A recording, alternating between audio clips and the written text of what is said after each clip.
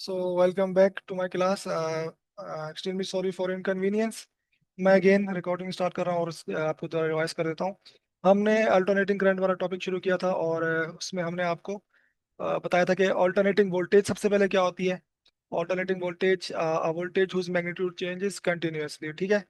Like आपके पास ये एक वेव है, वेव में आपके पास एक पॉजिटिव पीक बनती है, एक नेगेटिव पीक बनती है। इससे हम कहते हैं अल्टरनेटिंग। और इसका फॉर्मूला है V equal to v naught sine omega t. V आपके पास जो है alternating voltage at any time. V naught आपके पास है पीक और मैक्सिमम वैल्यू, एम्पलीट्यूड। और ओमेगा आपके पास है एंगुलर फ्रीक्वेंसी। क्या मतलब इसका, फ्रीक्वेंसी क्यों है? बिकॉज ये एक साइनोसॉइडल वेव है या रिपीटिशन मोशन है, रिपीटेटिव है। तो कहीं ना कहीं सोर्स, जैसे हमने जनरेटर पढ़ा था उसमें वो कॉइल घूम रही थी, ठीक है। तो उसकी वजह से जो एंगुलर फ्रीक्वेंसी क्रिएट होती है जो वो है, ठीक है। उसके बाद फिर हमने आपको बेटा बताया था कि अब हम आपको बताएंगे alternating current. Okay, alternating current basically क्या होता है?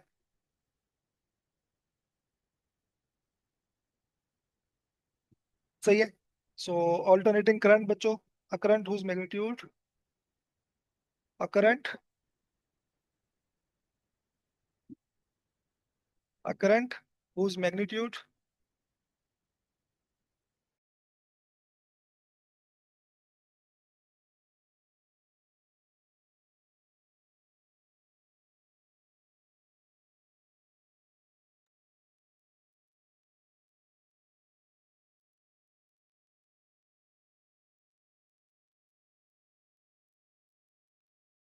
अ current whose magnitude changes,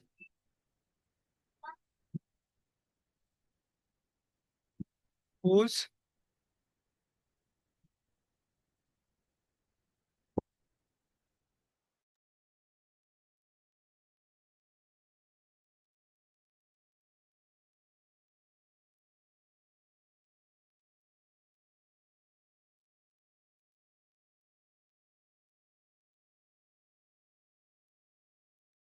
a current whose magnitude changes continuously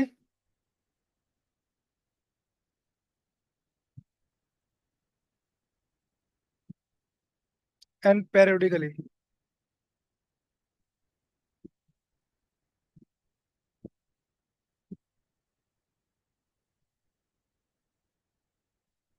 reverse in direction.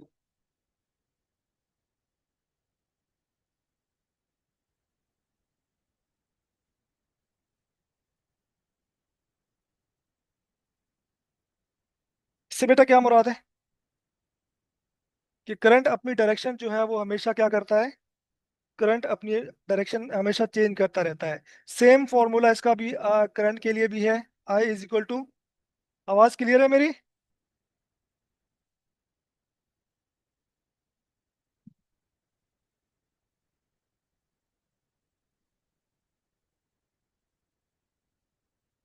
आज प्रॉब्लम बहुत आ रही है। बेटा आवाज क्लियर है मेरी? प्लीज बाकी बच्चों को बुला लें अब स्मूथ हो गया काम। आ जाए बच्चे, ज्वाइन कर लें। आवाज मेरी आ रही है आप लोगों को? प्लीज बता दें। वाईफाई बहुत मसला कर रहा था, अल्लाह ना करे दोबारा करे। हम इंशाल्लाह इसको लेके चलेंगे, अभी बहुत कुछ पढ़ना है हम लोगों ने। क्लास को इंशाल्लाह हम लोग 1 बजे तक चलाएंगे। बहरहाल, खैर तो है, बट मुझे आज हर में कोर्स खत्म करवाना था, वादा किया हुआ था। बहरहाल, चले। अच्छा बेटा, इसका सेम फॉर्मूला है, I is equal to I naught sine omega t. Again I आपके पास है करंट एट एनी टाइम, ठीक है, alternating current at any time.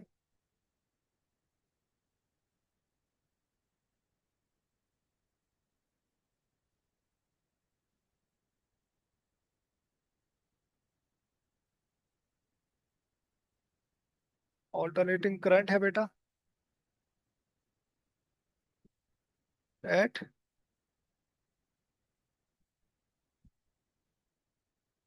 Any time. I naught आपके पास क्या है बच्चा? पीक और मैक्सिमम वैल्यू है, ठीक है।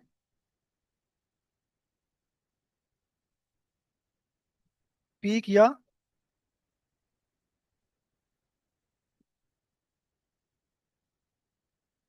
मैक्सिमम वैल्यू है किस फॉर्म में? एम्पलीट्यूड की फॉर्म में।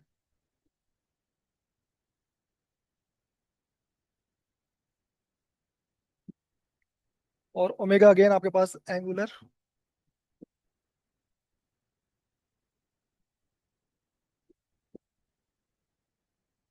फ्रिक्वेंसी है, बट सोर्स की याद रखिएगा।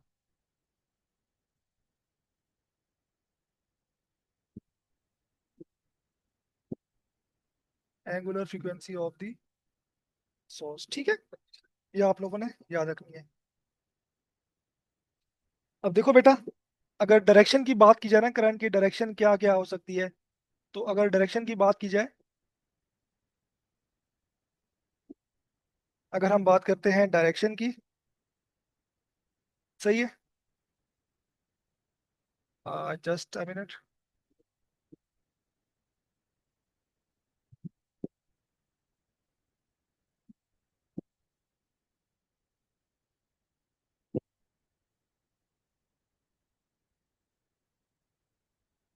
तो मेरे बच्चों, डायरेक्शन की बात की जाए अगर,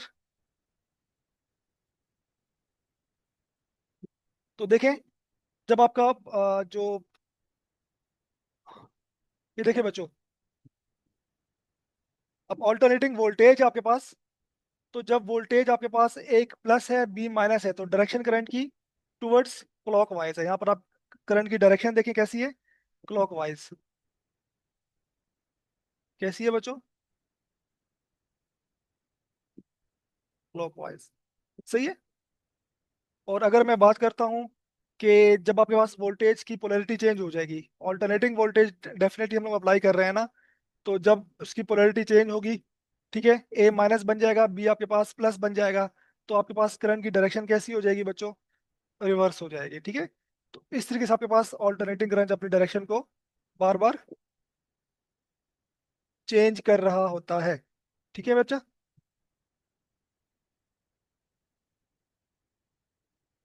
सही है। तो इस तरीके से आपका जो वोल्ट करंट है वो अपनी डायरेक्शन को बार बार बच्चों क्या कर रहा होता है? चेंज कर रहा होता है। यहाँ पर आपके पास क्या है उसकी डायरेक्शन?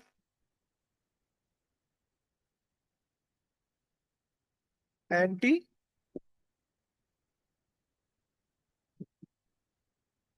क्लॉकवाइज। काइंडली बेटा मैसेज कर दें ग्रुप पे कि क्लास अब स्मूथ चल रही है, ज्वाइन कर लें प्लीज। अगेन बेटा कोई बच्चा मिस को बोले, मैसेज कर दें क्लास में कि अब क्लास स्मूथ चल रही है, प्रॉब्लम सोल्व हो गया, काइंडली ज्वाइन कर लें प्लीज।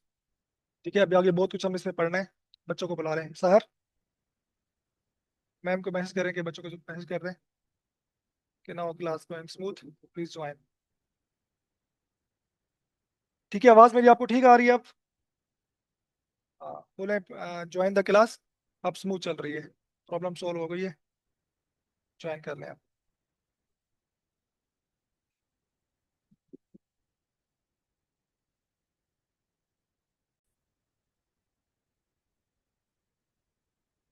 ठीक है, सो आप देख सकते हैं तुम्हारे पास एक सिंपल सर्किट है। तो during the first half of the cycle, जब आप टाइम को 0 से t/2 आधा टाइम जब गुजरेगा, तो अपर टर्मिनल वोल्टेज का प्लस है ए। ठीक है, आप देख सकते हो, ये इस डायग्राम की बात की जा रही है, ये पॉइंट कहा जा रहा है इसके मुतालिक, ठीक है। अपर टर्मिनल आपका पॉजिटिव हो जाएगा, लोअर नेगेटिव होगा, तो करंट फ्लो करेगा एंटी क्लॉकवाइज। अच्छा, स्टिल पे कह दें, ठीक है। बट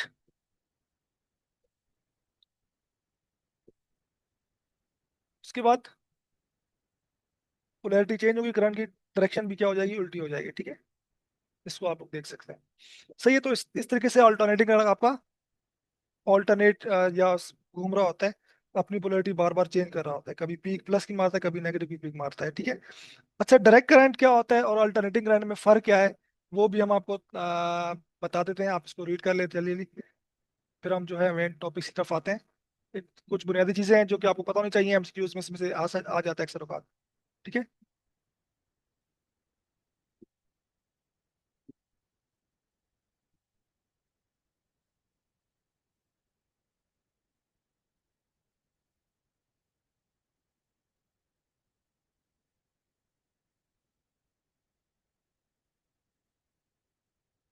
थोड़ा सा बेटा वेट कीजिएगा।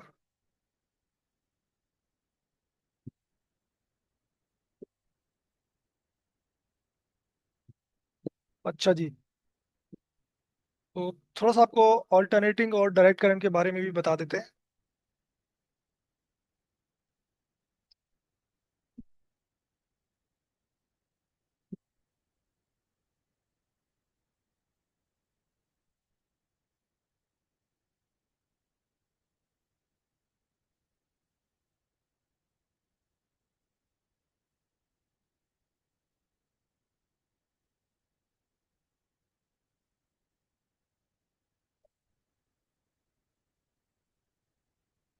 अच्छा जी।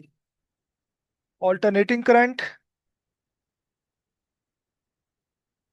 एंड डायरेक्ट करंट, इन दोनों में कुछ कुछ मेन मेन पॉइंट मैं आपको बता देता हूँ, जो कि आप ध्यान रख लें।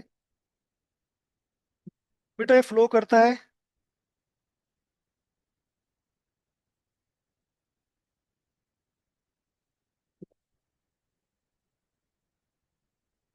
जो फ्लो ऑफ करंट है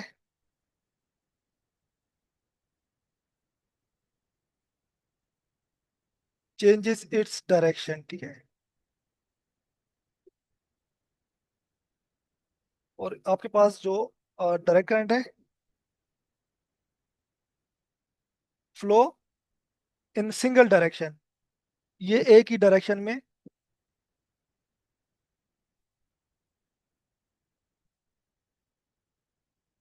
फ्लो करता है, ठीक है बच्चा। दूसरा पॉइंट बेटा इसका क्या है,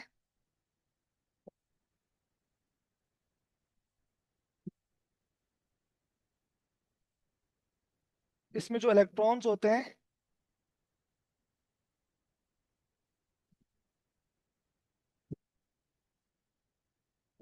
move forward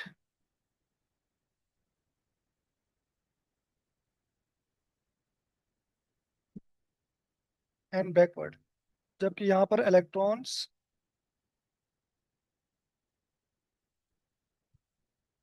moves in one direction.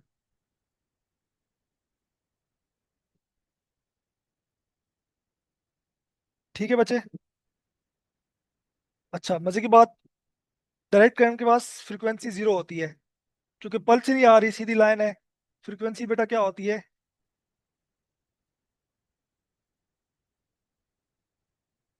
जबकि यहाँ पर फ्रीक्वेंसी जो होती है ठीक है। यहाँ पर मोस्ट किसी ममालिक में 50 हर्ट्ज होती है, ठीक है। और किसी किन्हीं कंट्री में 60 हर्ट्ज होती है, पाकिस्तान में आई थिंक 50।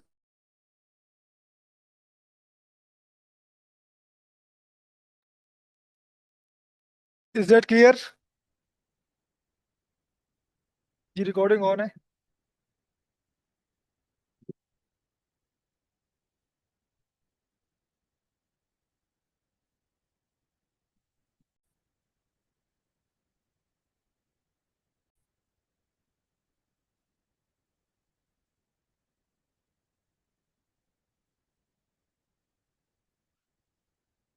यहाँ तक बात क्लियर है स्टूडेंट्स?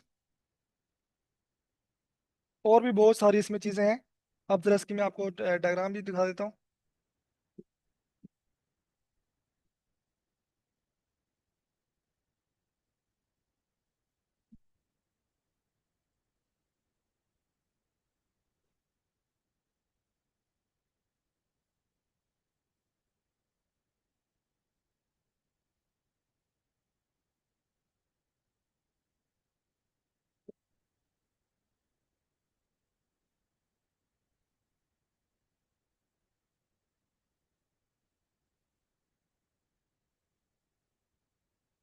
ठीक है बच्चों, ये आप देख लीजिए, डायरेक्ट करंट कुछ इस तरीके से होता है, और आपके पास जो ऑल्टरनेटिंग करंट है वो चूंकि अपनी डायरेक्शन चेंज कर रहा होता है, तो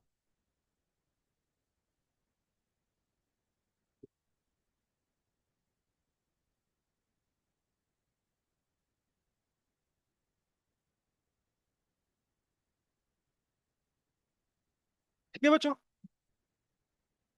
is that clear? Recording on है बच्चे, रिकॉर्डिंग ऑन है।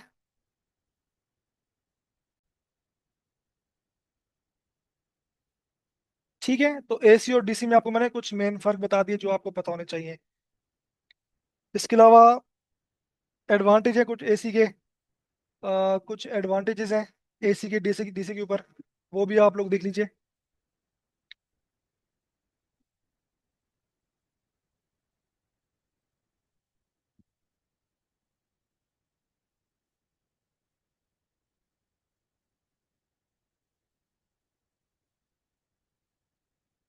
देखिए बच्चों,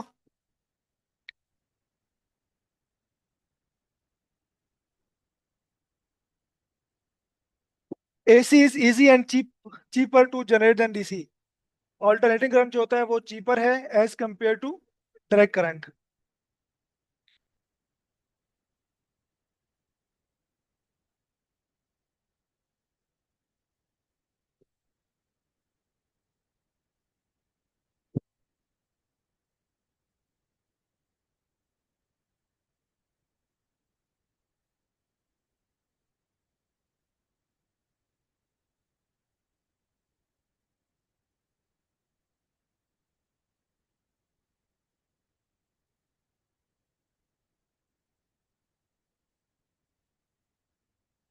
वेयर और अदर एलिमेंट्स।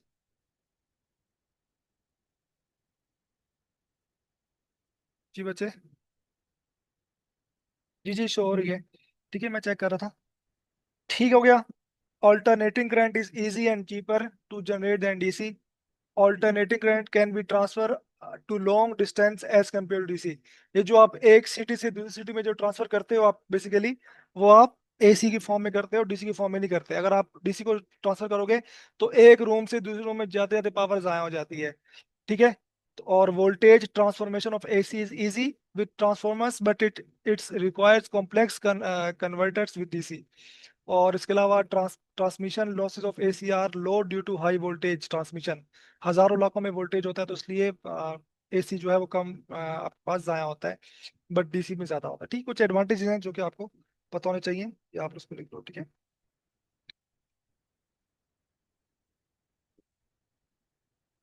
बेटा नोट डाउन कर लें, आता है कोई प्रॉब्लम? एक बार मैं रिवाइज रिव्यू करा देता हूँ कि आपके पास ऑल्टरनेटिंग वोल्टेज सबसे पहले होती है, जिसमें आपके पास वोल्टेज कंटिन्यूसली उसका मैग्नीट्यूड चेंज हो रहा होता है। प्लस की पीक मारता है, नेगेटिव की पीक मारता है। और उसका formula v equal to v naught sine omega t. V naught maximum है, वी आपके पास किसी भी इंस्टेंट पर है, ओमेगा आपके पास फ्रीक्वेंसी फ्रीक्वेंसी है। ठीक है। उसके बाद ऑल्टरनेटिंग करंट की बात की जाए तो ये भी कंटिन्यूसली चेंज हो रहा होता है। I equal to I naught sine omega t इसका फॉर्मूला है। और इसमें भी आई जो है वो ऑल्टरनेटिंग करंट है, आई नॉट है वो पीक या मैक्सिमम वैल्यू है, ओमेगा आपके पास एंगुलर फ्रीक्वेंसी है। डायरेक्शन क्या होती है बेचार? डायरेक्शन ये होती है करंट की कि एक टाइम पे वो एंटी क्लॉकवाइज, एक टाइम पे वो क्लॉकवाइज होता है। मिसाल के तौर पर आपका जब वोल्टेज ए और बी ऑल्टरनेटिंग वोल्टेज आया, ठीक है, वोल्टेज जब ए प्लस होगा B minus, definitely voltage vary कर रहा होगा। तो जब प्लस होगा तो करंट आपके पास क्लॉकवाइज घूमेगा। जब अगला साइकिल वोल्टेज का आएगा नेगेटिव वाला, पोलैरिटी उल्टी हो जाएगी तो करंट आपका उल्टी डायरेक्शन में। तो करंट मुस्तकिल तौर पर डायरेक्शन चेंज कर रहा होता है। उसके बाद मैंने एसी और डीसी में कुछ आपको फर्क बता दिया। एसी जो होता है बेटा फ्लो ऑफ करंट होता है, और उसकी फ्लो ऑफ करंट चेंजेस इस डायरेक्शन, करंट डायरेक्शन चेंज कर रहा होता है। जबकि डीसी में करंट डायरेक्शन चेंज नहीं कर रहा होता, इलेक्ट्रॉन फॉरवर्ड बैकवर्ड मूव कर रहे होते हैं। ठीक है, एसी में इलेक्ट्रॉन में सीधे मूव कर रहे होते हैं। डीसी में चूंकि अब है ही नहीं और ऑल्टरनेशन ही नहीं है तो फ्रीक्वेंसी जीरो है। जबकि फॉरवर्ड में फ्रीक्वेंसी 50 से 60 हर्ट्ज होती है, पाकिस्तान में 50 हर्ट्ज अमूमन होती है। ठीक है, और ये आपके पास की वेव फॉर्म आ गई। ठीक हो गया बच्चे? उसके बाद मैंने कुछ आपको एसी के डीसी के ऊपर एडवांटेजेस बता दिए। अब कुछ टर्मिनोलॉजीज आपको पता होनी चाहिए। कुछ मैं टर्मिनोलॉजीज बता रहा हूँ जो कि बाद में आपके काम आएंगी। एक तो आपको बेटा पता हो, अ, चले मैं आपको ना, चूंकि अब टाइम हमारा काफी जा रहा है, हम टाइम को बचाते हैं, इसके यूजेस छोड़ते हैं। कुछ ऑल्टरनेटिंग करंट की मेरे बच्चा टर्मिनोलॉजीज आपको पता होनी चाहिए। टर्मिनोलॉजीज मीन आप जो वर्ड यूज करोगे ना आगे, वो क्या क्या है। ठीक है, तो वो आपको पता होने चाहिए। ठीक है मेरा बच्चा। सो सबसे पहले टर्मिनोलॉजी तो आपके पास है वेव फॉर्म। सही है। सबसे पहले तो आपके पास बेटा क्या है?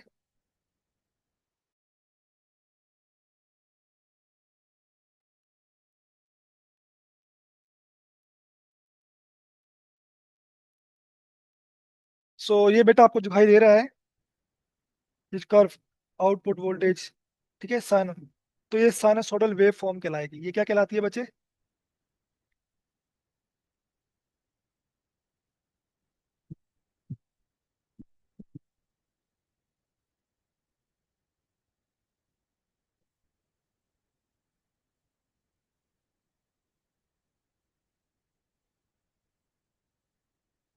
ये क्या कहलाती है? Sinusoidal wave form.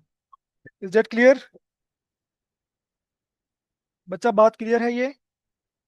Sinusoidal wave form clear है? देख रहे हो आप बेटा, जीरो से इसका स्टार्ट हो रहा है और ये आपके पास चल रहा है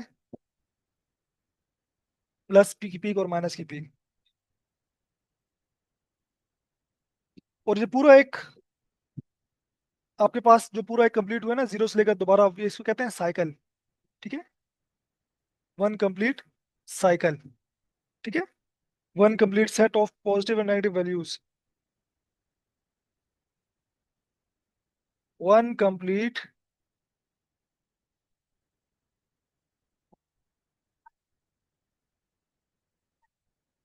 सेट ऑफ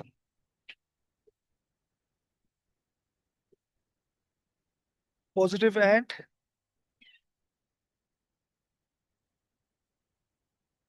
नेगेटिव वैल्यूज। तो ये पूरा एक किस्म का एक साइकिल बन जाता है। ठीक है बच्चे, तो आपको पता होना चाहिए पॉजिटिव एंड नेगेटिव साइकिल आपके पास होता है। उसके बाद बेटा टाइम पीरियड, ये आप लोगों ने वेव में पढ़ा ही होगा कि टाइम पीरियड आपके पास होता है।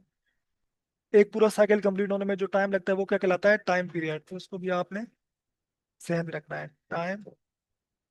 ये सब आप बचपन से पढ़ते हुए आ रहे हो। ठीक है, उसके बाद टाइम पीरियड है तो बेटा फ्रीक्वेंसी भी होती है।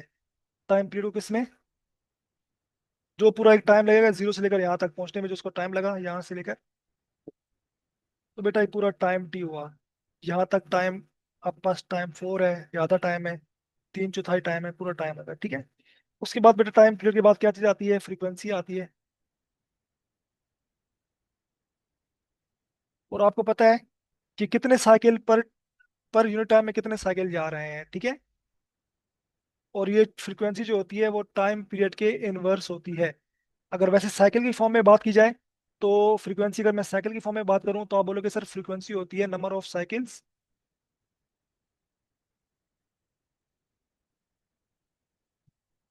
Divide by time. एक सेकंड में एक साइकिल है तो फ्रीक्वेंसी 1 हर्ट्ज है।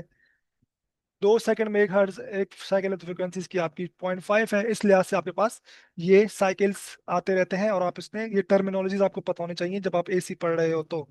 और दूसरा, आपको पता है बेटा फ्रीक्वेंसी जो होती है ना, एंगुलर फ्रीक्वेंसी, वो भी आपको पता होनी चाहिए, ओमेगा। मैं ओमेगा की बात कर रहा हूँ।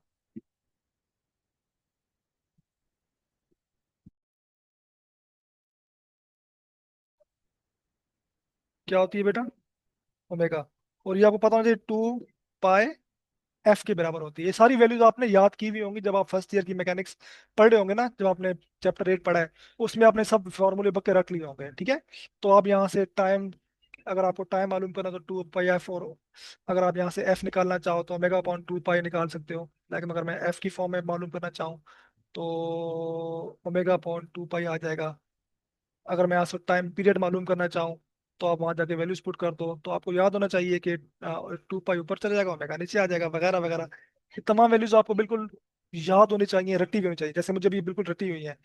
सही है, तो ये आपको वैल्यूज कम से कम जब आप साइनोसॉइडल अल्टरनेटिंग वोल्टेज या चैप्टर 8 पढ़ रहे हो, जिसमें आप पेंडुलम शेंडुलम पढ़ रहे हो, वेव फॉर्म्स पढ़ रहे हो, तो आपको ये वैल्यूज बिल्कुल क्लियर होने चाहिए। नंबर ऑफ साइकिल पर टाइम, फ्रीक्वेंसी है, एंगुलर फ्रीक्वेंसी अलग होती है। तो ये सब चीजें आपको पता चाहिए।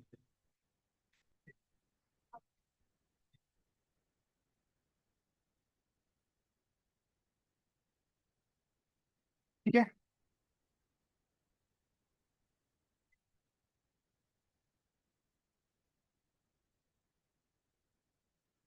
ठीक है मेरा बच्चा, तो यहाँ तक बात आ गई। उसके बाद फिर इंस्टेंटेनियस वैल्यू या वोल्टेज करंट की जब आएगी तो इसमें भी आपको कुछ चीजें याद रखनी है। कौन सी बेटा?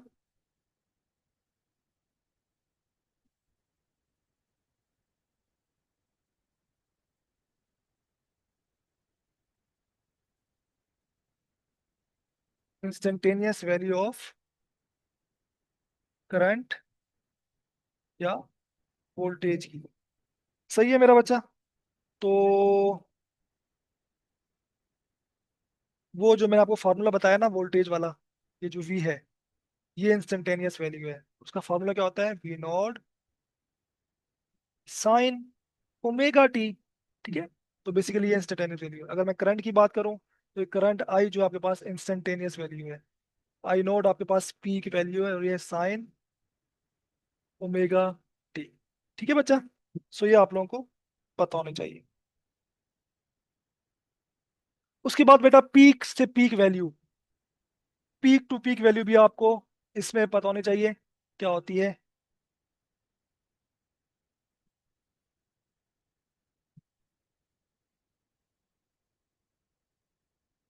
सही है।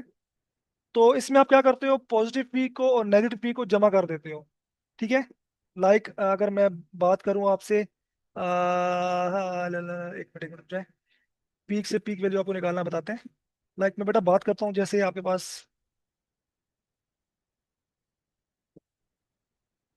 सही है, सही है। तो आपके पास अगर मैं वेव फॉर्म बनाऊं तो वोल्टेज का बनाते, ठीक है। ये पीक मारी और ये बेटा नेगेटिव पीक मारी, ऐसा ही है ना? ये आपके पास क्या है? अगर मैं वोल्टेज की बात करता हूँ, वोल्टेज की नेगेटिव प्लस पीक है, और यहाँ पर वोल्टेज की,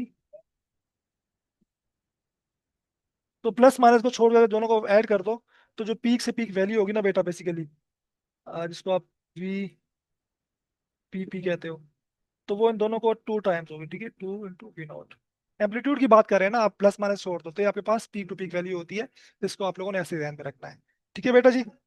तो इसमें कुछ अपने परेशान नहीं होना। हाँ, एवरेज वैल्यू की बात की जाएगी तो एवरेज वैल्यू आप लोगे ना, जैसे प्लस टू है। अगर मैं बात करता हूँ कि बेटा एवरेज वैल्यू, आप बोलोगे सर एवरेज की बात भी हो सकती है। ठीक है, आप बोल सकते हो कि सर एवरेज वैल्यू की बात भी तो कर सकते हैं ना। तो बेटा आप एवरेज वैल्यू जब लोगे ना तो आप क्या करोगे? दोनों को जमा कर टू से डिवाइड कर दोगे तो एवरेज वैल्यू इसकी जीरो आ जाएगी। इसलिए ना एवरेज वैल्यू की बात हम लोग नहीं करते। हम लोग पीक टू पीक की वैल्यू बात करते हैं। ठीक है, हम लोग पीक से पीक की बात करते हैं। उसके बाद बेटा जो सबसे मेन बात जो हम बार बार यूज करते हैं वो होता है रूट मीन स्क्वायर वैल्यू, जो कि जो कि मेन वैल्यू आप इसमें यूज करेंगे वो होती है रूट मीन स्क्वायर वैल्यू। सही है। कौन सी बेटा जी? वो होती है रूट मीन स्क्वायर वैल्यू। बेटा ये क्या होती है? इसमें आप जो हम लोग बेसिकली यूज करते होते हैं वैल्यू, वो यही होती है। R M S, B R M S इसको आप कहते हो, या आई आर एम एस कहते हो। रूट मीन स्क्वायर वैल्यू होती है ये।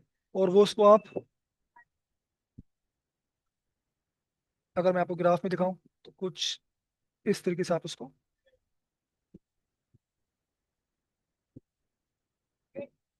ये देखो बच्चा जी, बेटा ये देखो, 0.7 टाइम्स ऑफ जो पीक वैल्यू है उसको आप 0.707 से मल्टीप्लाई करते हो, हमेशा आपके पास एक एक कांस्टेंट या पीक वैल्यू जिसको आप आर एम एस कहते हो आ जाती है। ठीक है। सही है। अगर मैं वोल्टेज की बात करूं, अगर मैं वोल्टेज की बात करूं, वोल्टेज की R M S root mean square value कितनी होती है? तो आप बोलोगे सर 0.707 मल्टीप्लाई बाय जो आपके पास पीक वैल्यू है ना, जिसको वी नोट कहते हो। ठीक है।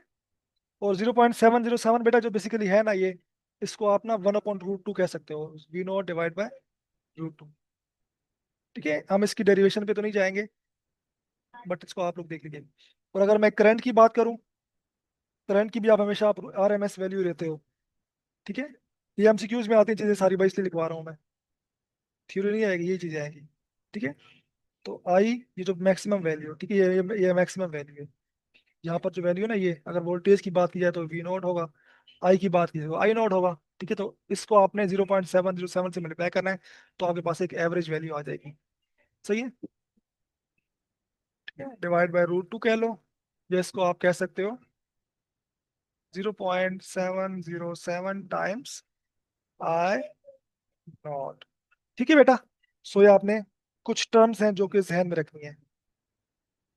सही है। उसके अलावा बेटा दो और मेन टर्म्स हैं जो कि आपने ध्यान में रखनी है। ये सारी टर्म्स एंड कंडीशंस आपको पता होनी चाहिए। इनमें से एमसीक्यूज बन सकता है जो कि आप लोगों के लिए आसानी होगी कर।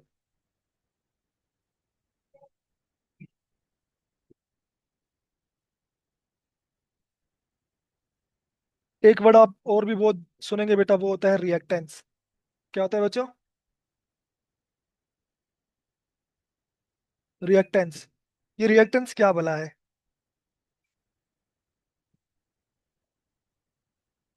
सो बच्चों, रिएक्टेंस क्या भला है?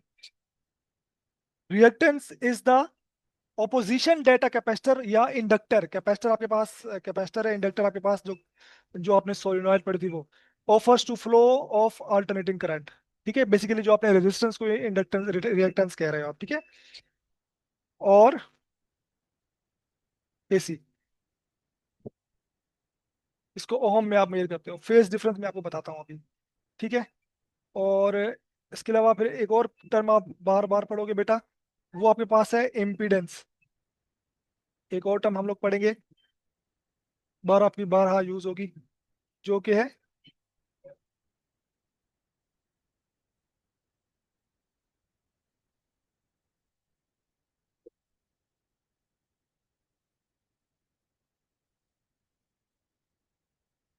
इम्पीडेंस। क्या होती है बेटा? Impedance is a total opposition. मैंने मतलब मैंने सर्किट में, जैसे अगर मैं बोलता हूँ मेरे पास सर्किट है, उसमें या तो मैंने कैपेसिटर लगाया हुआ है,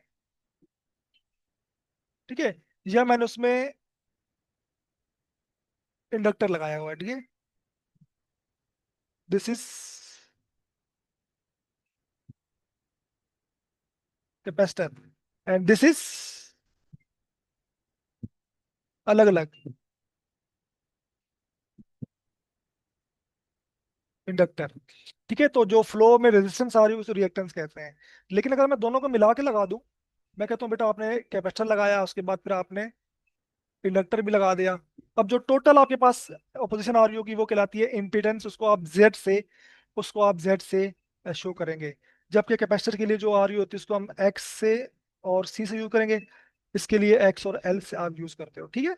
लेकिन जो टोटल आ रही होगी, टोटल के लिए आप जी का वर्ड यूज करोगे। इसको आप रेजिस्टेंस भी समझ सकते हैं। ठीक है बच्चा, यहाँ तक कोई प्रॉब्लम है प्लीज आप मुझसे डिस्कस कर लें, पूछ लें। यहाँ तक कोई प्रॉब्लम है पूछ लें।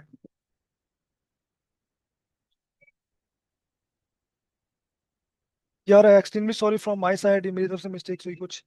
तो मेरा लैपटॉप में कोई मसला आ गया, वो वाईफाई सिग्नल को गेट नहीं कर रहा। एवरेज वैल्यू बेटा जीरो होती है, आप एवरेज वैल्यू नहीं यहाँ पर यूज करते आप, या तो पीक वैल्यू यूज करते हो, और मेजोरिटी आप आर एम एस यूज करते हो, ठीक है। Any problem till here?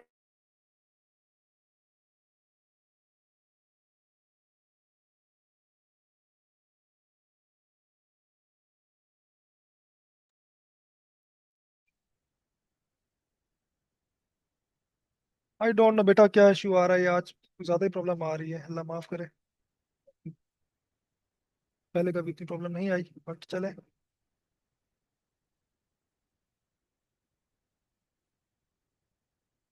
ठीक हो गया।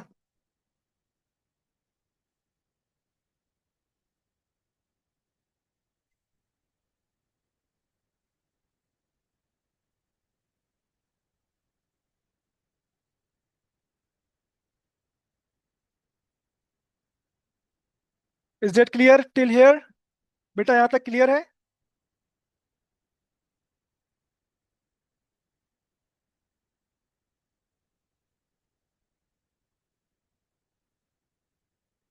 चले। उसके बाद बेटा फेस की बात की जाए, तो आपको ना यहाँ पर फेस दिखाई देंगे, ठीक है।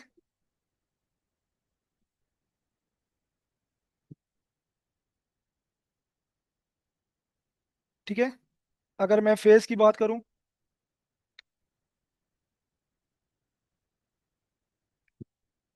अगर मैं इसकी बात करूं, देखो बेटा ये आपके पास जहां से ये वेव स्टार्ट हो रही है ना, ये आपके पास कहलाता है फेज। कि व्हाट इज फेज हियर? ठीक है।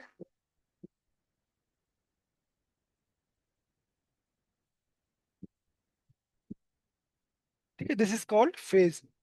जहां से आपके पास स्टार्ट हुई। Refers position of the wave form at a specific point, ठीक है।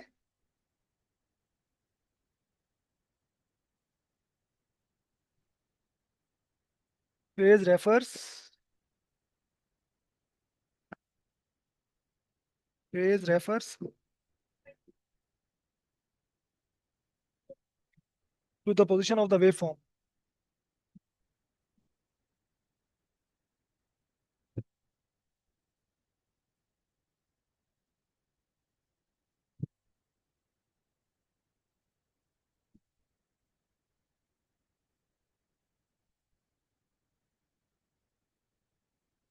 एट एनी, ठीक है। सो उसके बाद बेटा फेज डिफरेंस क्या होगा? उसके बाद फेज डिफरेंस अगर मैं दो आपके पास बनाता हूँ ना वेव्स, तो वहां पर हम फेज को काउंट करते हैं, जिससे आप फेज डिफरेंस काउंट करते हो। फॉर एग्जांपल अगर मैं कहता हूँ बेटा दो आपके पास वेव फॉर्म्स हैं, आपके पास दो वेव फॉर्म्स हैं, और वो कुछ इस तरीके से आपके पास, वो कुछ इस तरीके से आपके पास मूव कर रही हैं। आपके पास दो वेव फॉर्म्स हैं, वो कुछ इस तरीके से आपके पास मूव कर रही हैं, ठीक है। दोनों जीरो से स्टार्ट हो रही हैं, दो दो अलग अलग है आपके पास है, बट ये कुछ यहाँ से स्टार्ट हो रही है, ठीक है, सेम फेज है। तो इसे हम लोग कहते हैं इन फेज। यहाँ पर किसकी बात की जाएगी? कि दोनों वेव फॉर्म्स जो है वो इन फेज है। सही है बच्चों?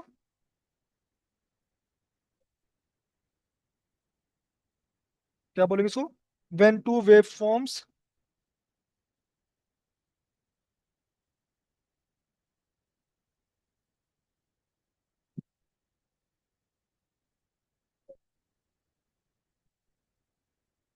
हैविंग द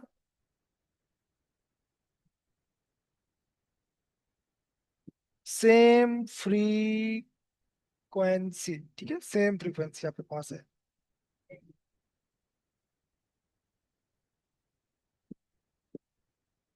उसके बाद बेटा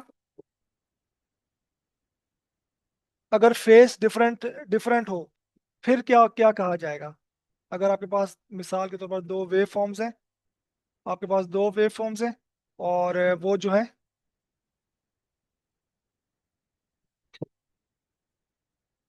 डिफरेंट तरीके से जो है वो मूव कर रही हैं।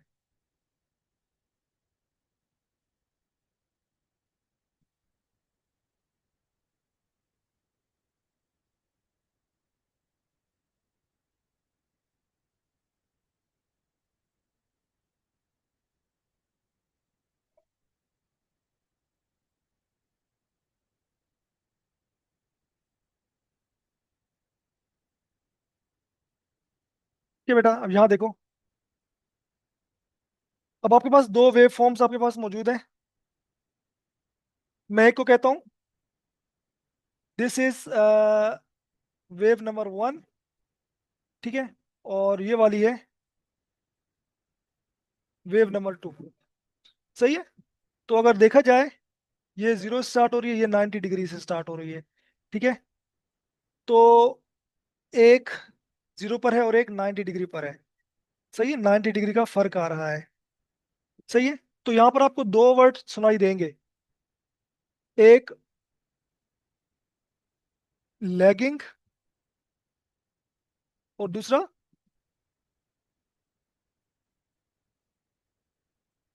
लीडिंग। सही है। तो नंबर वन जो है वो लैग कर रहा है टू के लिहाज से, ठीक है, number one lagging to number two. या नंबर टू जो है बेटा वो, सॉरी, नंबर टू जो है वो वन को लैग कर रहा है, या टू वन को लीड कर रहा है, ठीक है। आपने समझना इस तरीके से है। 90 का फेज डिफरेंस है ना, तो आप देख सकते हो लैगिंग बाय 90 डिग्री या लीडिंग बाय, इसको आप यूं समझ, मैं यूं लिख देता हूँ आपके पास, आपको आसानी से समझ लेंगे।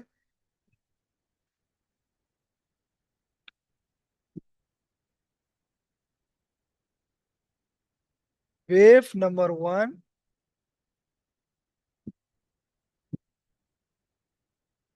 Leading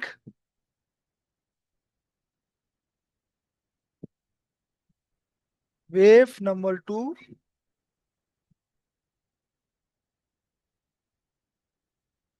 by phase of 90 degree, या जो नंबर टू है वो 1 से 90 डिग्री पीछे है, तो आप इसको उल्टा लिख सकते हो। इसको आप यूं लिख सकते हो,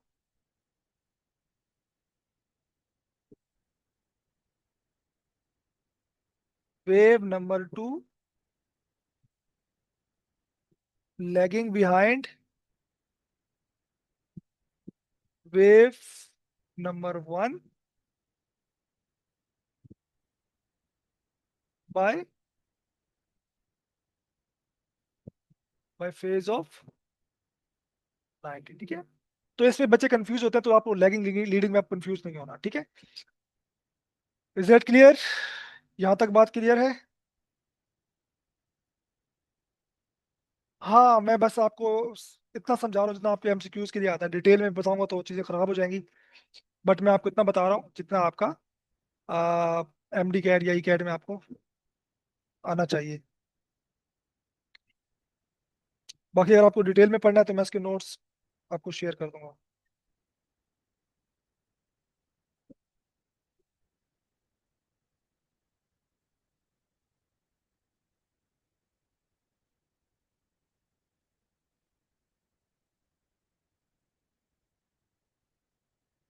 बेटा कोई प्रॉब्लम यहाँ तक?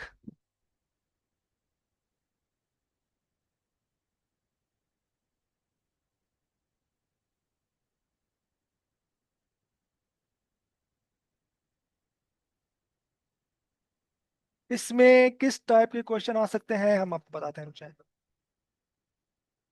बिल्कुल हम आपको करवाएंगे बेटा, बट ये आप फिलहाल ये कॉन्सेप्ट सारे जहन में रखें ना, जो मैं आपको दे रहा हूँ।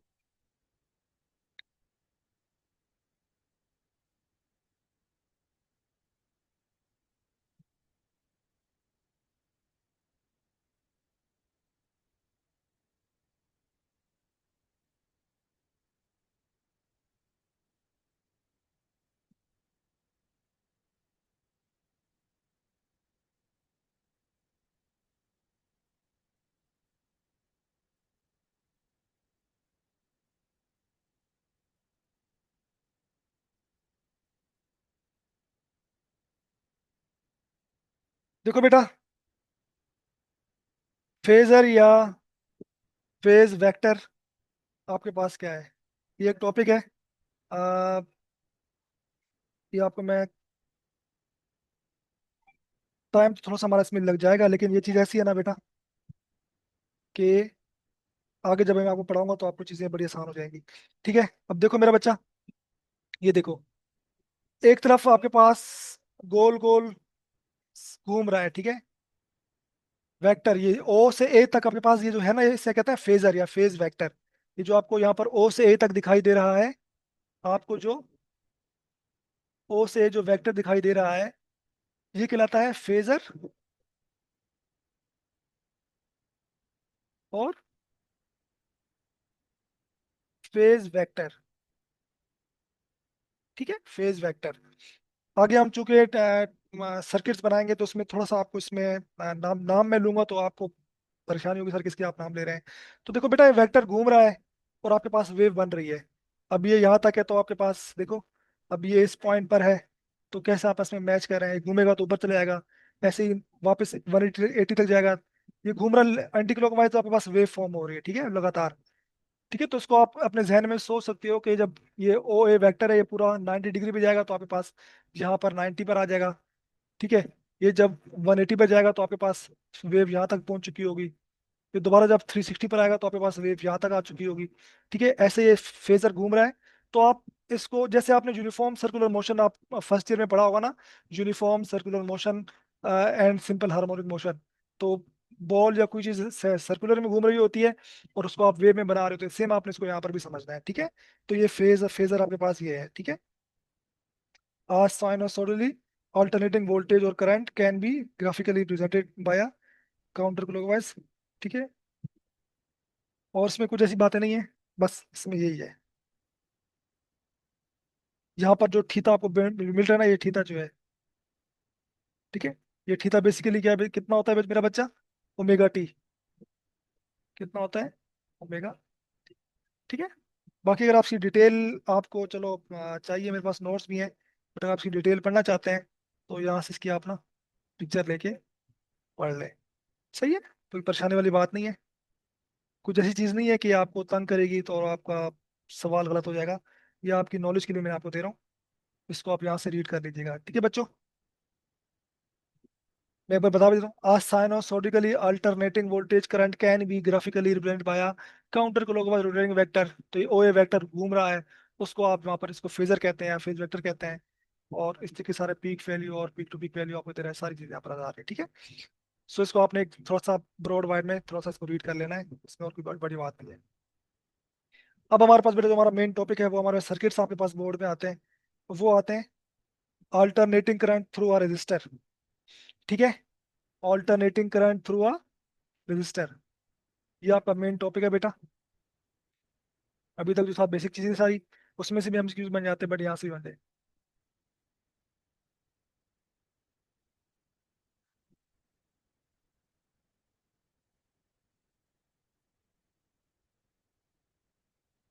थ्रू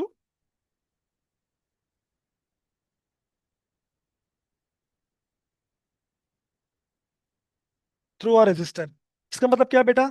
इसका मतलब सिंपली ये है कि आपने सर्किट बनाया और उसमें सिंपल रेजिस्टर लगाया आपने। तो हम चेक करना चाह रहे हैं कि हम चेक करना चाह रहे हैं बच्चा कि इसमें, और यहाँ हम लगा देंगे रेजिस्टर। ये सिंपल आपके पास ये सर्किट है, ठीक है मेरा बेटा। यहाँ पर हमने ऑल्टरनेटिंग वोल्टेज दिया, और यहाँ मेरे बच्चा हमने लगा दिया रेजिस्टर। ठीक है, रजिस्टर आर लगा दिया। सो हमने जब चेक किया ना, तो हमने ये डेरिवेशंस हैं, नोट्स में आपको मिल जाती हैं, कि वोल्टेज का फार्मूला आ रहा है v naught sine omega t. और जब इसको आप थोड़ा सा v equal to I R ohm law वगैरह पुट करके करा के जब करंट निकालते हो ना, इसके लिए रजिस्टर जब खाली लगा हुआ है, इस सर्किट की स्पेशली बात कर रहा हूँ, तो आई आपके पास जब निकाला ना बेटा, तो आई नॉट साइन ओमेगा टी। ठीक है, इसका मतलब क्या है? यहाँ से जो एमसीक्यूज बनता है वो देखना है आपने। इसका मतलब क्या है? इसका मतलब ये है कि साइन जो ओमेगा टी एंगल है ना, दोनों का सेम आ रहा है। इसका मतलब है जब रेजिस्टर लगा होता है तो वोल्टेज और करंट आपस में इन फेज होते हैं। ठीक है, इन दिस सर्किट जब भी होगा तो voltage and current always in phase. कोई लैग या लीड की इसमें बात नहीं है, दोनों सेम सेम फेज में घूम रहे हैं। इसमें आपने परेशान नहीं होना। मिसाल के तौर पर अगर मैं इसको आपको डायग्राम बना के दिखा दूं तो आपको अच्छे समझ में आ जाएगा बेटा कि वेव बना, इसकी आपको वेव बना देते हैं। तो मेरे बच्चों ये इसकी फेज की डायग्राम है। आ, आप बेटा जी देख सकते हैं कि ब्लू वाली आपके पास वोल्टेज की है और जामनी वाली करंट की है। दोनों की पीक में डिफरेंस आ रहा है, लेकिन दोनों जीरो से स्टार्ट हो रहे हैं। ठीक है, दोनों स्टार्ट कहाँ से हो रहे हैं? जीरो से। ठीक है, दोनों क्या है? इन फेज है। सही है, ये चीज आप लोगों ने ध्यान में रखनी है। यहाँ पर आपने इसको रखना है कि जामनी वाला है वो करंट का है, और ब्लू वाला वोल्टेज का है, बट दोनों का यहाँ देखो इन फेज है। ठीक है, ये इसमें से एमसीक्यू आता है, वो आप लोगों ने ध्यान रखना है। और अगर मैं इसकी फेज वेक्टर की डायग्राम आपको बताऊं, वेक्टर में क्या होगा? आपके पास वेक्टर होगा, तो बेटा इसकी वेक्टर की डायग्राम कुछ ऐसी आपको दिखाई देगी।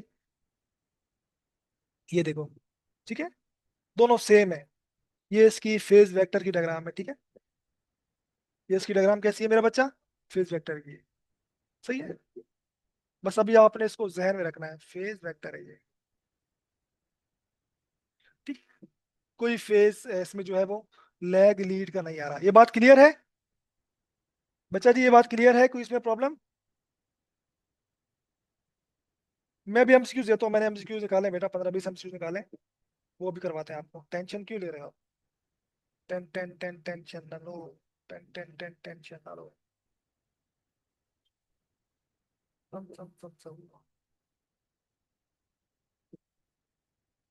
क्लास ले फातिमा, मैं करवाता हूँ बेटा। ये कॉन्सेप्ट आप साथ साथ ध्यान रखती हैं, करवा देंगे आपको, परेशान क्यों हो रही है।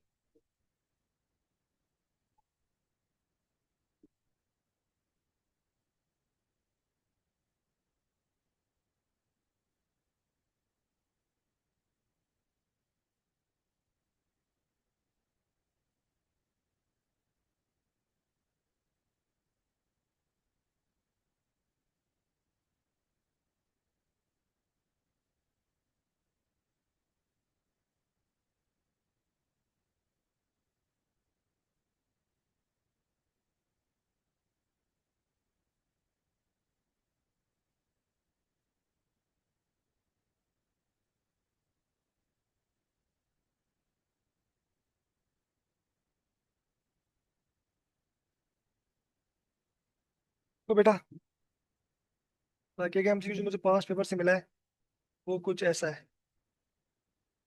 The RMS value of alternating current कैसी होती है, शाबाश।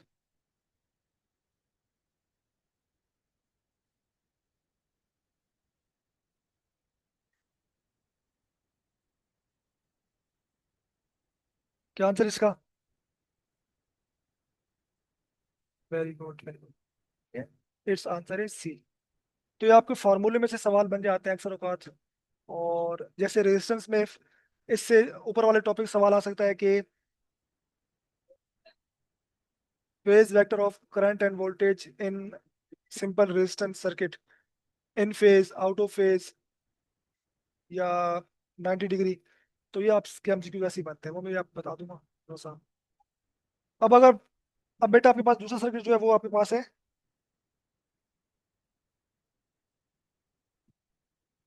AC through capacitor. अगर कैपेसिटर लगाए तो फिर क्या बनता है? अगला सर्किट कौन सा है मेरा बच्चा? ऑल्टरनेटिंग करंट थ्रू अ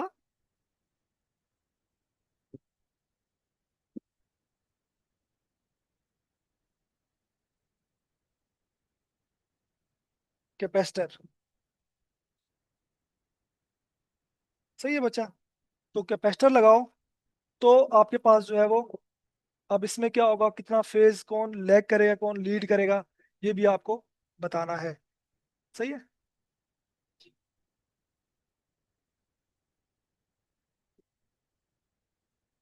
तो आपको बहुत जल्दी कंट्रोल कैसे बताइए। देखो बच्चों, अगेन आपके पास एक ऑल्टरनेटिंग वोल्टेज है।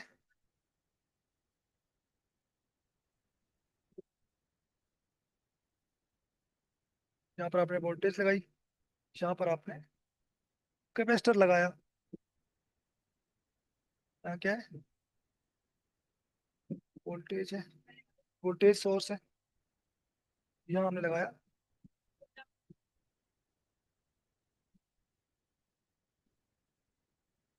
ये कैपेसिटर।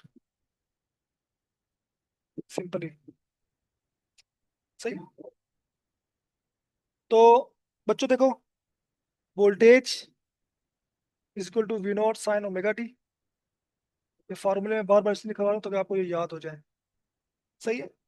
उसके बाद Q is equal to C V और सारी आई डी की क्वांटिटी, बहुत बड़ी डेरिवेशन करने के बाद, जो कि हम नहीं करवाएंगे। जब करंट निकाला गया ना बेटा, जब इसमें करंट आया, वो आया, आई नोड तो आया sign omega T plus pi by two.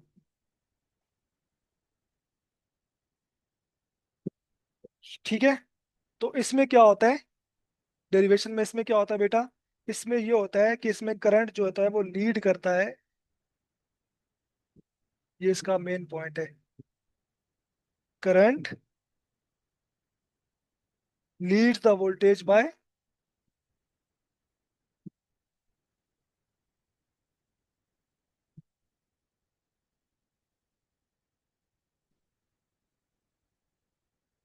90 degree. 90 mean pi by two.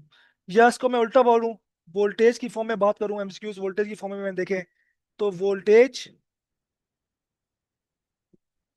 यहाँ पर आएगा लेग्स, लेग्स द करंट। ठीक है, आप समझ आए वोल्ट कैसे एमसीक्यूज बनते हैं। ठीक है, अब ये बहुत बड़ा टॉपिक था, बट मैंने आपको बस करवा दिया। 90 मीन पाई/2, ठीक है। और ये आपको बिल्कुल इस चीज को याद होना चाहिए। इसकी रीजन भी है, कहते हो तो बता देता हूँ, नहीं तो फिर रहने देता हूँ। करंट शुरू में इतना ज्यादा क्यों होता है, बता दूं या रहने दूं? बता दिया जाए या छोड़ दिया जाए?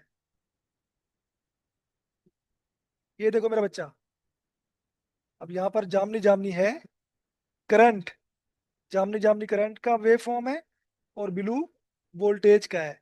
तो कितना कितना आपके पास आ रहा है यहाँ पर? 90 डिग्री का फेज आ रहा है।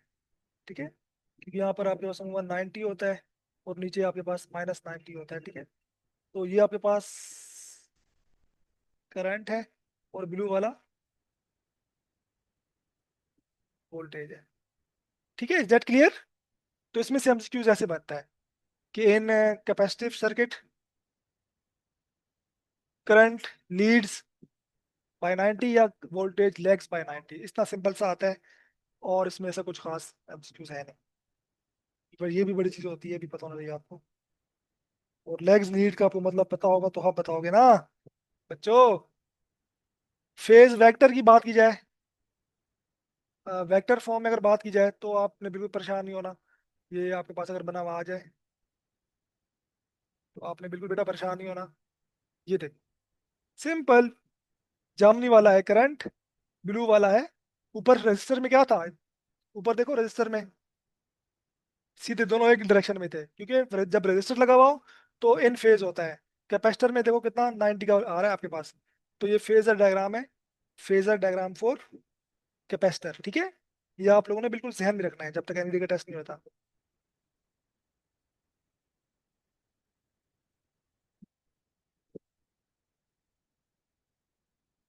इसकी वजह बेटा ये होती है कि जब आप कैपेसिटर को शुरू में वोल्टेज अप्लाई करते हो, तो बहुत हैवी अमाउंट में करंट जाता है। ठीक है, और उसको चार्ज करता है, लेकिन वक्त के साथ साथ जब वो चार्ज हो जाता है, तो वोल्टेज स्टेबल हो जाता है, करंट आपके पास कम हो जाता है।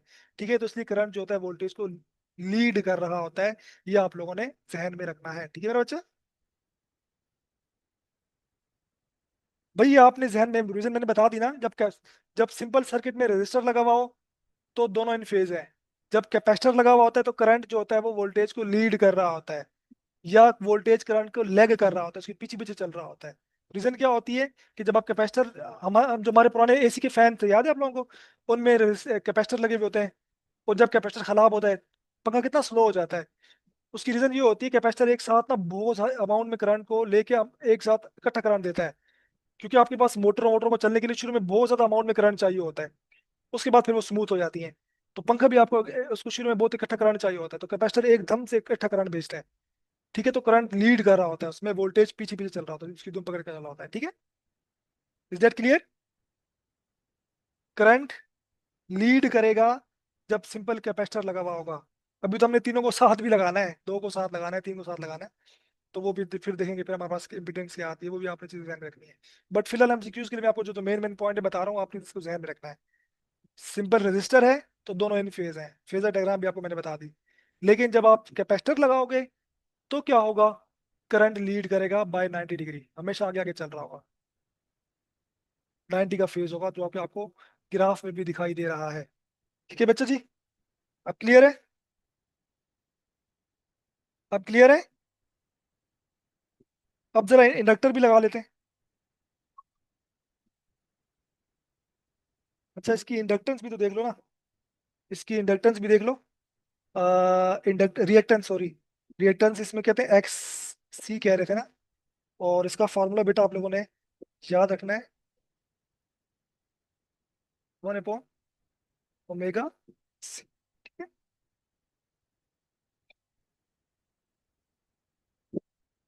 और ओमेगा क्या होता है? 2 पाई एफ होता है। तो 1/2 पाई एफ सी भी इसका फार्मूला बन सकता है। ओमेगा की जगह 2 पाई एफ लगा दो। ठीक है, इन फार्मूलों को एक बार अलग से लिख लेना बेटा, ताकि आप लोगों को फिर आसानी हो, गुरु नाम। सही है। इसका मतलब क्या है? कैपेसिटिव रिएक्टेंस कैसे एक्ट कर रही है? इस इससे एक बड़ी इंपॉर्टेंट एमसीक्यूज यहाँ से निकल के आ रहा है कि कैपेसिटिव रिएक्टेंस जो एक्सी है ना, Fauzia, Fauzia,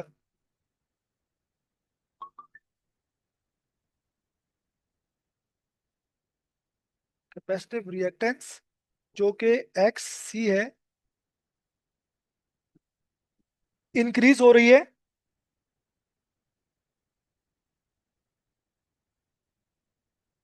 increase with omega. क्या हो रहा है जब उसको आप डिक्रीज कर रहे हो? Decrease in frequency, inverse relation है।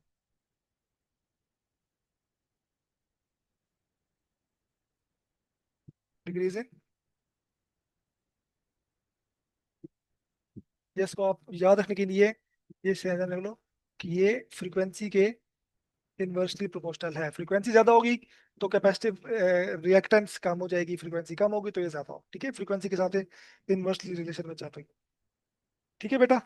अब जरा इंडक्टर लगाते हैं। इंडक्टर में देखते हैं क्या होता है। इंडक्टर आपको याद है ना, जब हमने आपको इलेक्ट्रोमैग्नेटिज्म जब पढ़ा रहे थे, वहां पर हमने सोलिनॉइड पढ़ा था, वो इंडक्टर था बेसिकली।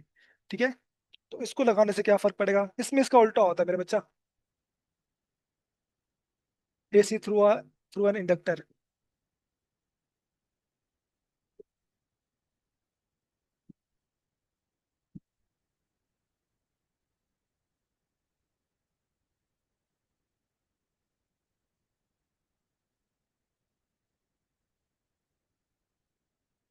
अच्छा जी, मैं आपको बेटा कोशिश कर रहा हूँ कि इंतहाई सिंपल वे में, सिंपल अंदाज में चीज़ें करवा दूँ ताकि आपको परेशानी ना हो। ठीक है, जितना हम इसको सिंपल में रख पा रहा हूँ मैं रख रहा हूँ, वरना ये चीज़ बड़ी मुश्किल है, बच्चे इसमें बड़ा कंफ्यूज हो जाते हैं। लेकिन जो जो मैं करवा रहा हूँ उसको आप लोग ऐसा जहन में रसी कर लो। आई विल ट्राई कि मैं इसमें कुछ ऐसी चीज़ें ना डालूँ जो कि आपको परेशानी का बायस बने। तो यहाँ पर आपने ऑल्टरनेटिंग वोल्टेज अप्लाई किया, यहाँ लगा दिया इंडक्टर। ठीक है, इंडक्टर, इसको आप एल भी कहते हो ना।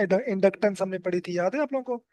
Is delta I upon delta T, current change हो तो ईएमएफ इंड्यूस होती है, एटसेट्रा एटसेट्रा। ठीक है, तो ये सब मैंने आपको पढ़ाई थी, वो आपने इसको ध्यान रखना है। यहाँ पर ना इसका उल्टा हो रहा था बेटा। यहाँ पर क्या हो रहा था? यहाँ पर करंट का जो फार्मूला होता है, अब मैं अपने सारे फार्मूले नहीं लिखवाऊंगा, डेरिवेशन नहीं करवाऊंगा, but I note sign omega T. क्योंकि करंट चेंज हो रहा है ना इसमें, तो करंट की चेंजिंग की वजह से इसमें इंडक्टेंस प्रोड्यूस हो रही है। और इसमें जो वोल्टेज बेटा है ना, वो आपके पास क्या आया?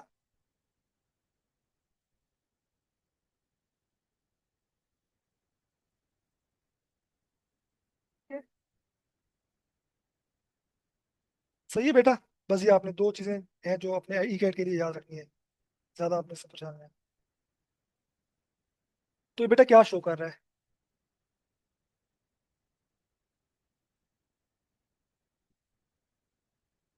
It shows that in an AC inductive circuit,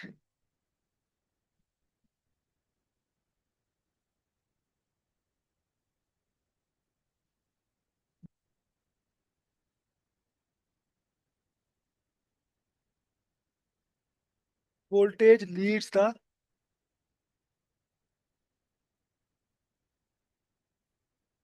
voltage जो है वो इसमें लीड कर रहा है।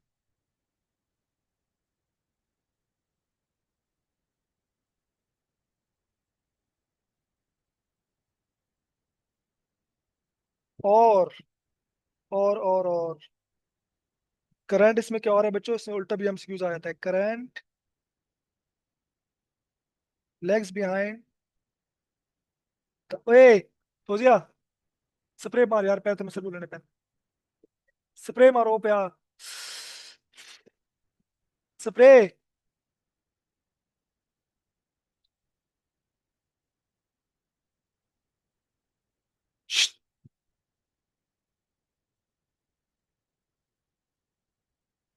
पैर तो मार यार स्प्रे, बच्चों को बोलना पे।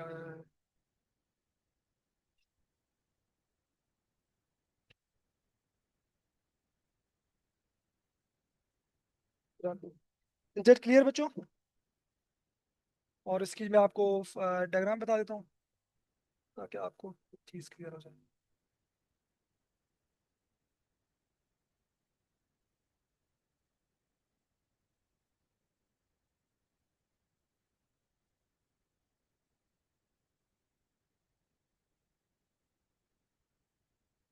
बस ये फेजर डायग्राम में आप लोग देख लो।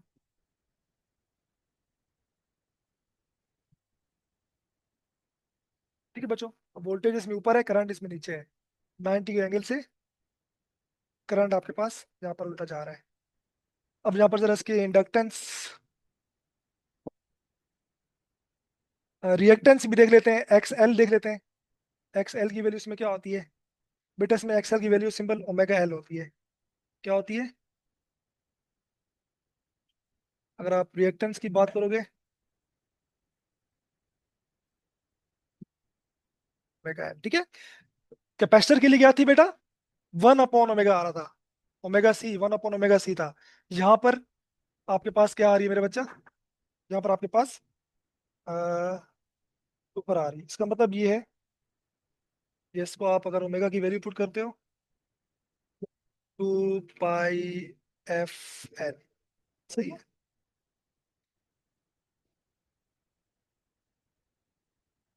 ये डायरेक्टली प्रोपोर्शनल है।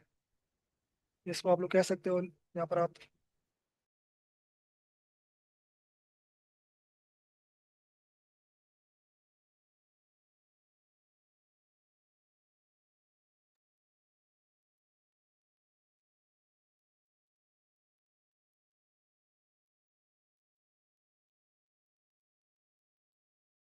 Inductive reactance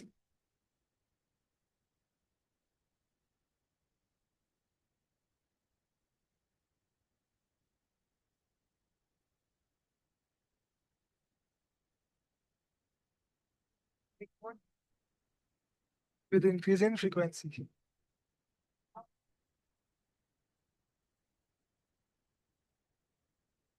x L directly proportional to. ये आपने बेटा, आप छोटे छोटे पॉइंट लिखवा रहा हूँ, लाजमी इनको आपने रिमेम्बर करना है। इसमें से आपके पास चीज आ जाती है, ठीक है। अब मैं आपको थोड़ा सा रेस्ट दे रहा हूँ, 2-3 मिनट का। काइंडली आप थोड़ा सा रेस्ट लेने, फिर हम आगे चलते हैं, ठीक है। यहाँ तक इसको आप नोट कर लें।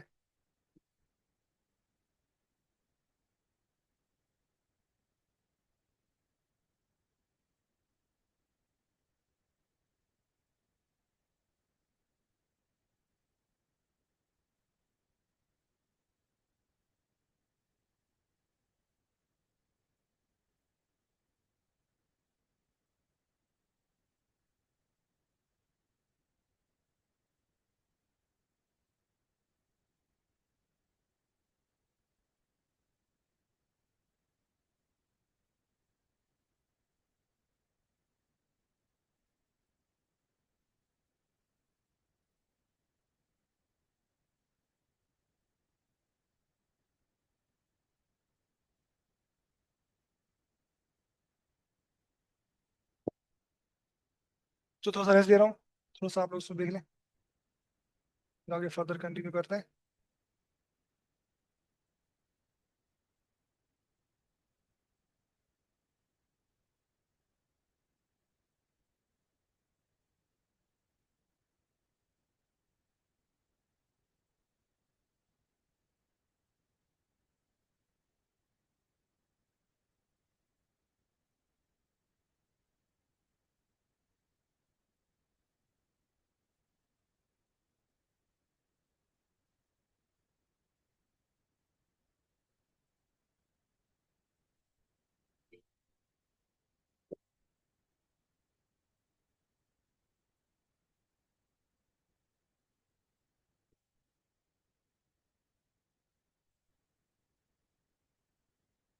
तो नोट कर लें शाबाश, यहाँ तक सॉल्व करते हैं।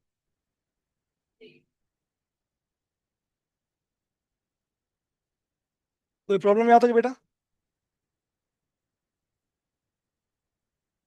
चलिए एमसीक्यूज कर लेते हैं। Let we have some MCQs till here. और एमसीक्यूज,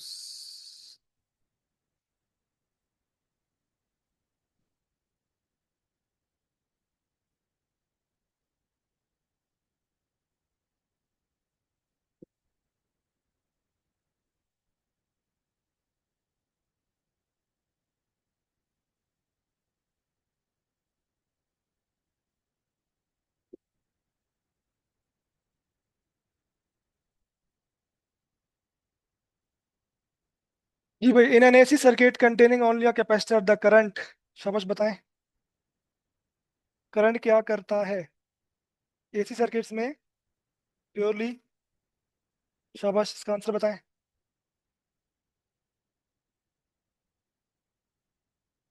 बेटा बताएं, शाबाश।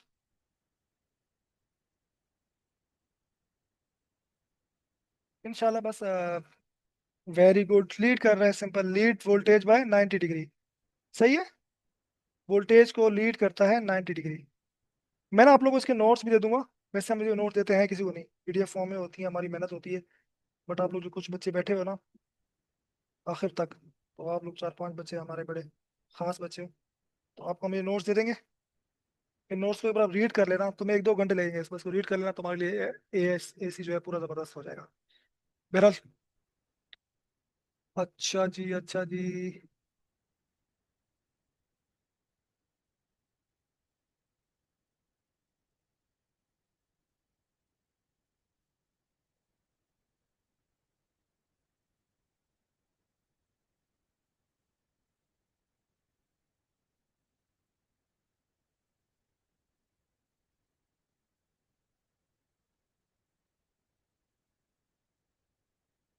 जी बेटा, मोस्टली कंट्रीज में ऐसी ऐसी सप्लाई कितनी होती है? 100, 50, 25, 60। सो ये आप इसको आप गूगल भी कर सकते हैं वैसे। लेकिन नॉर्मली ये ना 50 हर्ट्ज रखी जाती है, ठीक है। जो आपका एसी करंट ऊपर नीचे हो रहा होता है ना, इसमें वेरिएशन आ रही होती है। तो वो अमूमन कितनी होती है? 50 हर्ट्ज। ये एमसीक्यूज ना अक्सर का जॉब्स वाले में भी आते हैं, ठीक है, एईकेट में भी आते हैं।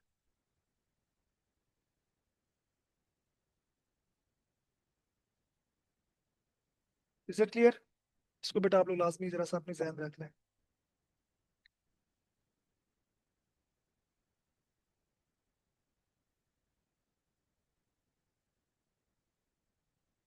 अच्छा जी।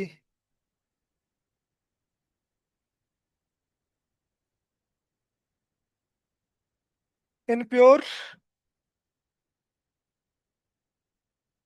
बेटा इसका आंसर बताएं, शाबाश। इनप्योर रेजिस्टिव एसी सर्किट जिसमें खाली रेजिस्टेंस लगी हुई हो, the phase difference between current and voltages. इसका शाबाश आंसर बताएं बच्चों। प्योर रेजिस्टिव सर्किट में। क्यों?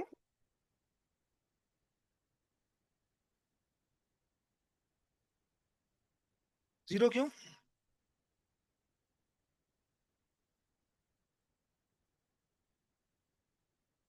180 नहीं होगा? इसका आंसर 180 डिग्री नहीं होगा?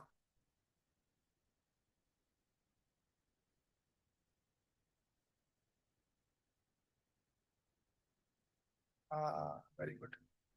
तेज हो गए बच्चे आप लोग। Very good. Very good. हाँ, मैं आप लोगों को सब कंफ्यूज करना चाहते कि तो आप लोग तेज हो गए माशाल्लाह। ठीक है, एमसीक्यूज ऐसे ही बनते हैं भाई इसमें से। कॉन्सेप्चुअल एमसीक्यूज बन के आएंगे इंशाल्लाह। न्यूमेरिकल टाइप तो आपके बाकी चैप्टर में से आएंगे, इसमें से कॉन्सेप्चुअली आते हैं। अभी कुछ और कॉन्सेप्ट बाकी हैं, काफी मुश्किल मुश्किल। दुआ करो चैप्टर पूरा हो जाए, काफी बड़ा है भाई।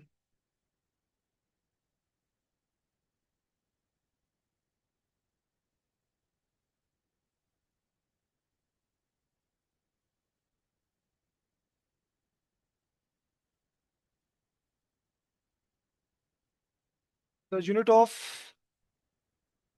Reactance is, very easy question. 50 रुपए के लिए शाबाश। 50 रुपीज के लिए बड़ा आसान सा सवाल। ओहो।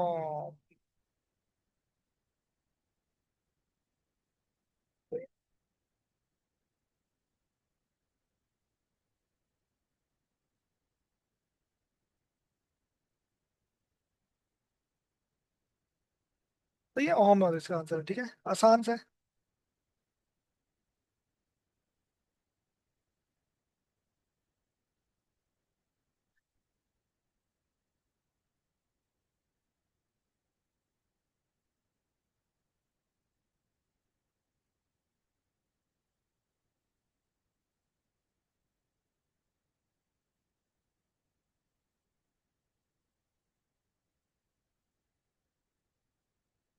अच्छा जी। बच्चों, ये बताओ। The phasor diagram is use to represent.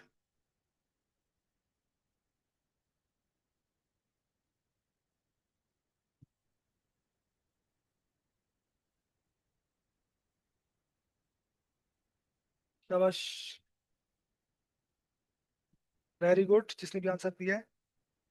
Phase relationship in.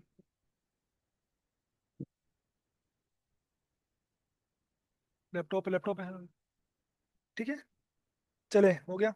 अब एक छोटा सा एमसीक्यूज ना, एक मैंने कहीं देखा था, इसमें से आता है, चौक कॉयल में से। ये मैंने कहीं एमसीक्यूज एनडी के पास पेपर में देखा था, तो ये टॉपिक तो नहीं है खैर। चौक कॉयल के बारे में थोड़ा सा बेटा आप लोग समझ लो कि क्या बला किस बला का नाम है। ठीक है, ये इसमें से मैंने एमसीक्यूज देखा था, इसलिए करवा रहा हूँ मैं, वरना मैं छुड़वा देता, क्योंकि हम लोग थोड़ा स्पीड में चल रहे हैं।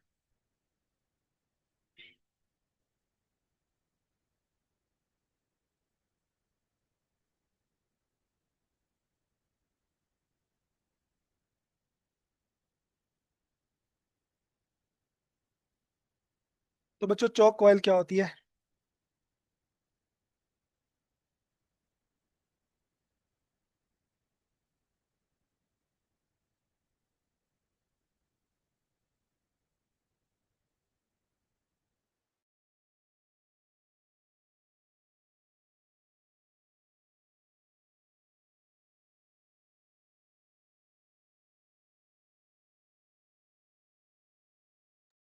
चौक कॉयल को जल्दी थोड़ा सा डिस्कस कर लो।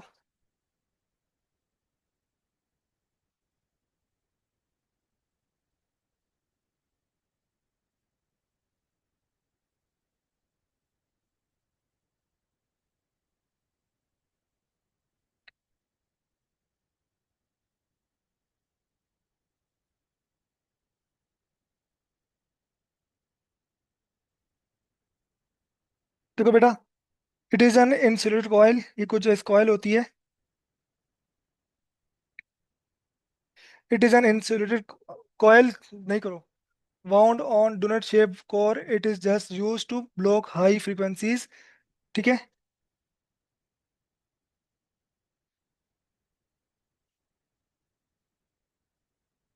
ठीक है, हाई फ्रीक्वेंसी ब्लॉक करती है एक सर्टेन के ऊपर, while the direct current pass करती है अपने अंदर से, ठीक है, थ्रू। सही है। इसका एमसीक्यूज मैंने देखा था चौक कॉयल के बारे में। तो बेटा इसको आप लोग ध्यान रखो, ठीक है। तो it is an insulated coil wound on donut shaped core, it is used to block high frequencies above a certain frequency while allowing the direct current to pass through it। Its ability to impede change the current in makes valuable in application where smooth and noise free DC आपको required होता है। ठीक है, जहाँ पर ऐसा direct signal आपको चाहिए होता है जो नॉइज फ्री हो, तो वहां पर इसको यूज किया जाता है। ठीक है बच्चों, ये कुछ इसकी जो होती है, इसको ना इसकी डेफिनेशन बेटा आप लोग याद कर लो।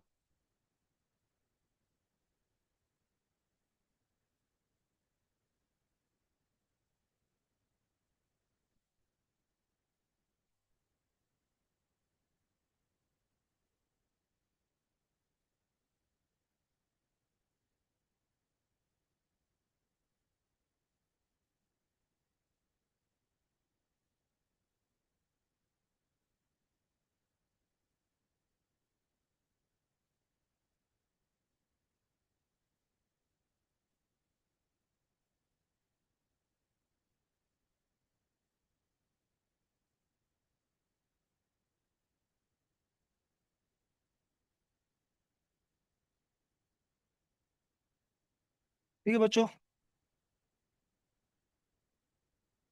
इसमें आपके पास इसकी डेफिनेशन में नोट कर लो, ये आपके पास जो है वो आती है। इसका एमसीक्यू मैंने कहीं देखा था, तो इसको इसमें से आप देख लो। ठीक है, डीसी करंट की नॉइज खत्म करने के लिए यूज होता है, इसके अलावा ऑडियो एम्पलीफायर्स में रेडियो यूज होता है इसका। ठीक है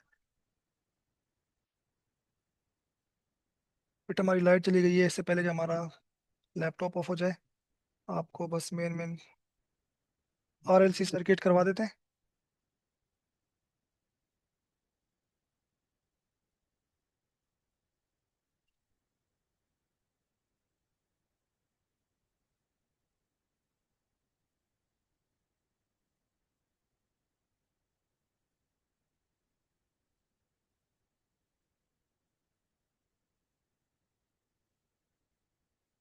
बेटा आरएलसी सर्किट्स क्या होते हैं? ऐसे सर्किट जिसमें रेजिस्टेंस, इंडक्टेंस एंड आपके पास जो है वो आ, साथ, तीनों साथ लगी हुई हो, ठीक है। रेजिस्टेंस, कैपेसिटर और इंडक्टर जो है आपका बेटा साथ लगा होता है। ऐसे सर्किट्स कहलाते हैं आरएलसी सर्किट, ठीक है। और उनकी जो इम्पीडेंस वो जेड से शो करते हैं। तमाम की मिला के जो इम्पीडेंस होती है ना, रिएक्टेंस, उसको हम जेड से शो करेंगे। ठीक है मेरा बच्चा। इम्पीडेंस किससे शो करेंगे? जेड से। ठीक है, तो an R L C circuit consist of resistor, capacitor and inductor connected in series या पैरेलल। दो तरह से लगे होते हैं, या सीरीज में लगे होते हैं या फिर वो लगे होते हैं बेटा जी कैसे? पैरेलल लगे हुए होते हैं। चुप करके बैठो। Is that clear?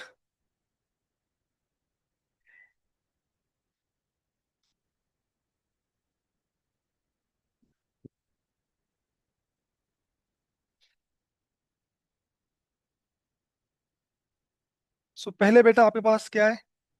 R C खाली लगा हुआ है, रेजिस्टर और कैपेसिटर।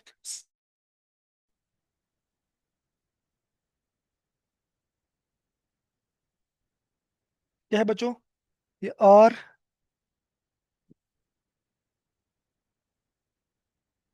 क्या है मेरा बेटा?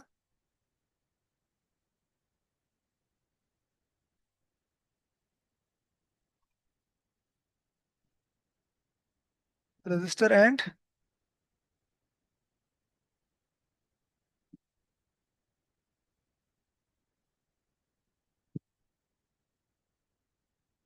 Are in series. तो अगर ये दोनों सीरीज में लगे हुए हों तो फिर आपके पास जो इम्पीडेंस है वो क्या होती है? और सही है।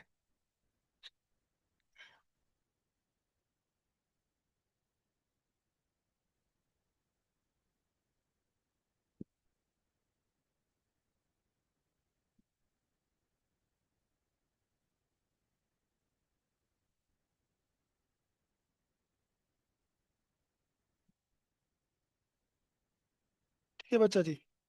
तो ये आपके पास सीरीज में लगे हुए हैं। तो यहाँ पर आपके पास जो इम्पीडेंस होगी ना, बड़ी इंपॉर्टेंट सी चीज़ है जो कि आपके पास आपको पता होनी चाहिए कि आपके पास जो इम्पीडेंस होगी बेटा वो क्या होगी? जेड। और उसका जो फॉर्मूला होगा वो क्या होगा? अंडर रूट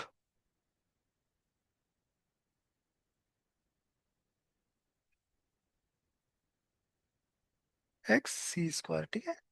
आपको रेजिस्टेंस आर पता हो, इसकी रिएक्टेंस एक्स सी पता हो, उसका स्क्वायर लो। आप सिंपल तरीके से निकाल सकते हो। और अगर मुझे पावर डिसिपेशन निकालनी है, ठीक है, मुझे पावर डिसिपेशन निकालनी है तो बेटा वो आपको सिंपल फार्मूला आई वी पता था ना, याद है आई वी? बट यहाँ पर कॉस फाइव भी आ जाता है। कॉस फाइव क्यों आ रहा है? फेज डिफरेंस की वजह से। और इसका जो आपके पास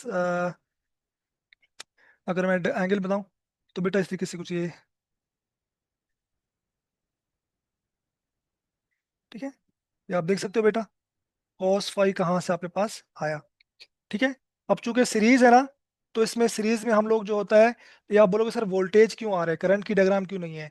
सीरीज में बेटा क्या होता है, करंट सेम होता है, वोल्टेज डिफरेंट होता है, इसलिए हमें वोल्टेज की जो है वो फॉर्म में देख रहे हैं। हम करंट को एज अ रेफरेंस मान रहे हैं, इसलिए करंट नहीं ले रहे हैं यहाँ पर। ठीक है, तो P zero I V cos phi, यहाँ से आपके पास एमसीक्यूज बनता है। या अगर मैं आपको बताऊं कुछ, तो ये एमसीक्यूज कुछ इसमें से बन जाता है कि व्हाट इज फेज डिफरेंस या फेज एंगल हेयर। ठीक है। इन एन एसी पावर फैक्टर आपके पास क्या है? देखो ये एमसीक्यूज यहाँ से बेटा बन के आता है कि इन an AC circuits power factor आपके पास क्या है? सही है।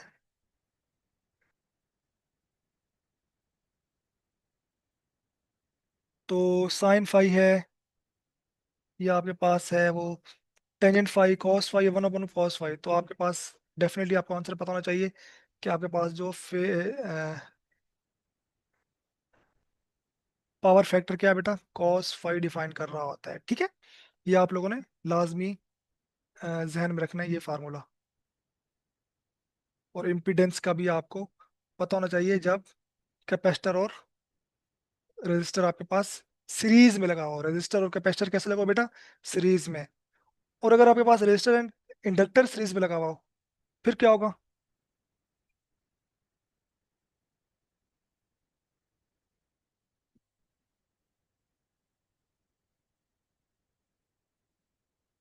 इंडक्टर एंड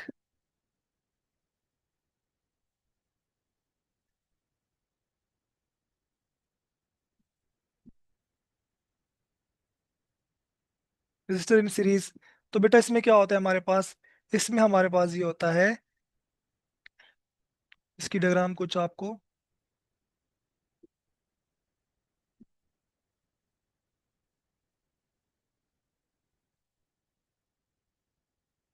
अगर ये दोनों आपस में ऐसे इस तरीके से सीरीज में लगे हुए हों तो फिर क्या होगा।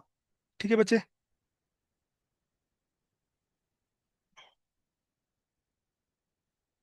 तो बेटा इसमें कोई ज़्यादा फर्क होता नहीं है। इसमें भी आपके पास जो इम्पीडेंस होती है, अगेन आपके पास जो इम्पीडेंस होती है, टोटल इम्पीडेंस में टोटल रिएक्टेंस, रेजिस्टर उसकी मिला के, वो आप रेजिस्टर की स्क्वायर ले लें plus x L, inductance of, reactance of, इस तरीके से आप ले लेते हो। पावर फैक्टर यहाँ पर अगेन आई वी होता है, बट आई वी कॉस, चूंकि लैग लीड का सीन यहाँ पर बन रहा होता है ना, तो आपके पास आता है। और अगेन अब इसका अगर मैं आपको डायग्राम बताऊंगा तो उसमें आप देखोगे सर, आप सर इसमें करंट आ रहा है, तो बेटा बिल्कुल करंट आएगा। क्यों, सॉरी,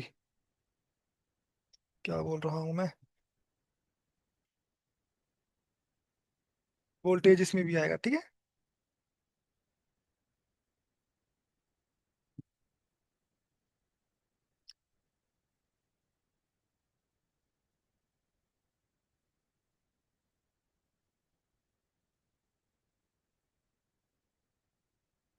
ठीक है बच्चों, तो वोल्टेज दिखाई देगा क्योंकि ये सीरीज में है। तो ये अपने पास ये जो मेन पॉइंट है बेटा, लाजमी अपने जहन में रखना है, भूलना नहीं है।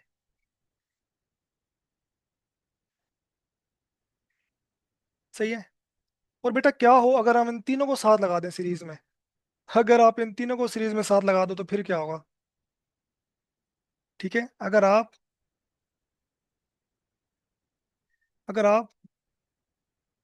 इन तीनों को सीरीज में साथ लगा दो तो फिर टोटल इम्पेडेंस क्या होगी। अब ये भी एक सोचने वाला सवाल है।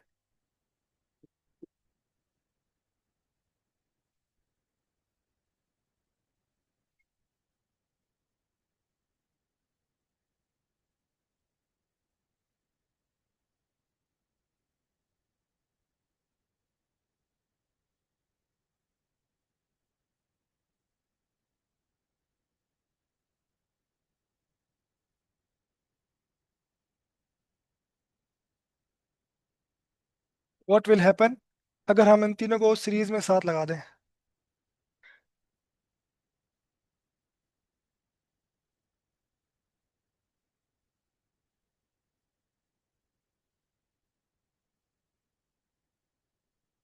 ठीक है मेरा बच्चा, कैसा सर्किट हो, बेटा सर्किट कुछ ऐसा हो।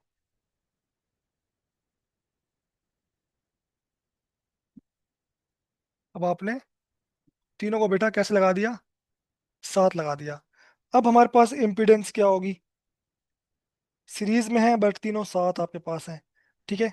अब आपके पास जो टोटल इम्पीडेंस होगी ना बेटा इसमें, जो आपने जहन जहन में रखनी है, वो होगी Z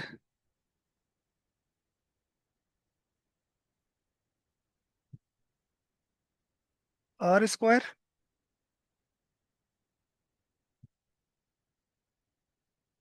x L minus X C का स्क्वायर। ठीक है, ये आप लोगों ने ध्यान में रखनी है। बेटा अगर एक्स एल की वैल्यू एक्स एल से ज्यादा हो, कुछ पॉइंट आपने ध्यान में रखना है, ये एमसीक्यूज में आ सकते हैं कि आपके पास एक्स एल जो है वो ग्रेटर है एक्स सी से, तो आपके पास जो सर्किट एज एक्ट एक्ट कर रहा होगा,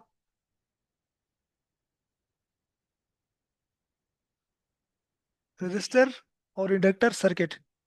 ठीक है। और आप क- की इंडक्ट जो है वो एक्स सी जो है वो एक्स एल से ज्यादा हो जाए, तो ये एक्ट कर रहा होगा as R C circuit, resistance और कैपेसिटर सर्किट। ये कुछ एमसीक्यूज के लिहाज से इंपॉर्टेंट पॉइंट है, आपने समझ गए।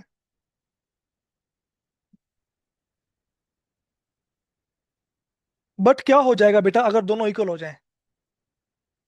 अगर ये दोनों इक्वल हो, अगर ये एक्स सी जो है कैपेसिटर की जो इंडक्टेंस है, ये इक्वल आ जाए एक्स एल के, तो यहाँ पर बेटा फिर कॉन्सेप्ट आता है रेजोनेंट फ्रीक्वेंसी का।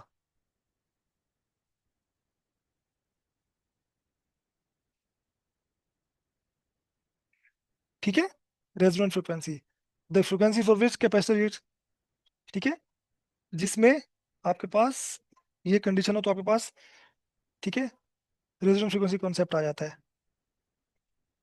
और इसको कैलकुलेट करने के लिए आपके पास एक लंबी चौड़ी डेरिवेशन है जो कि हम बिल्कुल भी नहीं करेंगे, बट उसका हम रिजल्ट आपको एंड में बता देंगे कि जो फ्रीक्वेंसी आ रही होगी ना रेजोनेंट रेजोनेंट की, एफ आर, बेटा वो आ रही होगी 1/2 पाई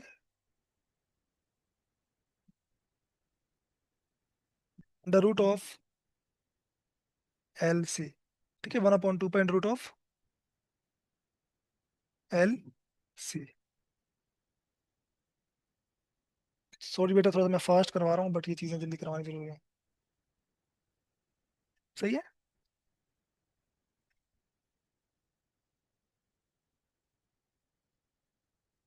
ठीक है बच्चा, ये चीज़ें आपने बिल्कुल ध्यान में रखनी है, बेसिक बेसिक चीज़ें सारी, ये अगर कर लोगे तो आपके एमसीक्यूज इंशाल्लाह निकल आएंगे।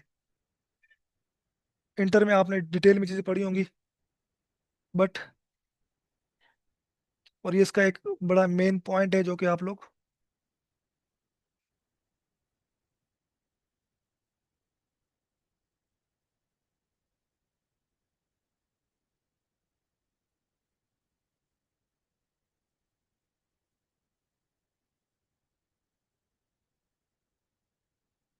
ठीक है बच्चा, तो at resonant frequency the effect of X C and XL cancel out, दोनों सेम है ना, तो ये आपस आपके पास ये इफेक्ट जो होता है बेटा वो कैंसिल आउट हो जाता है। सही है। और current only offered by the resistor, तो खाली रेजिस्टर में से करंट जा रहा होता है। ठीक है, मैक्सिमम करंट फ्लो होता है इसमें, ये आप लोगों ने कुछ चीजें जहन में रखनी है। ठीक है, मैक्सिमम करंट फ्लो होता है। सही है। और इसको कहते हैं बेटा एक्सेप्टर सर्किट भी कहा जाता है, ये आपने वर्ड याद रखना है, इसको बेटा जी एक्सेप्टर सर्किट भी कहा जाता है। ठीक है, तो सीरीज में मैंने आपको तीन चीजें बता दी। अगर कैपेसिटर रेजिस्टर सीरीज में लगा हुआ हो तो मैंने आपको बता दिया, इंडक्टर रेजिस्टर सीरीज में लगा हुआ मैंने आपको बता दिया, और अगर तीनों बेटा लगे हुए हो सीरीज में तो फिर मैंने आपको कॉन्सेप्ट बता दिया कि आपने क्या क्या मेन मेन पॉइंट अपने ध्यान में रखने हैं। और बेटा अगर आखिरी जो हमारे पास काम रह गया वो पैरेलल में है। ठीक है, अगर A C through R L parallel circuit.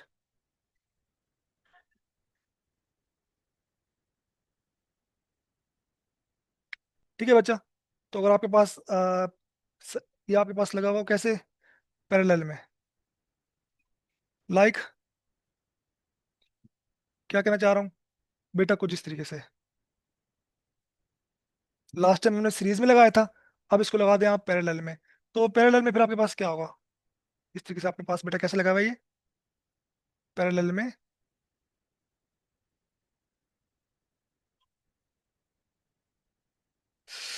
आपको यहाँ बना के दिखा देते हैं।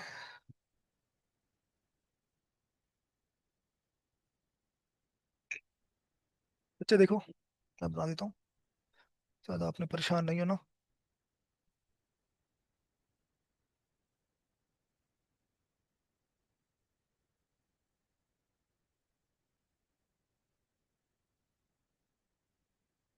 ठीक है।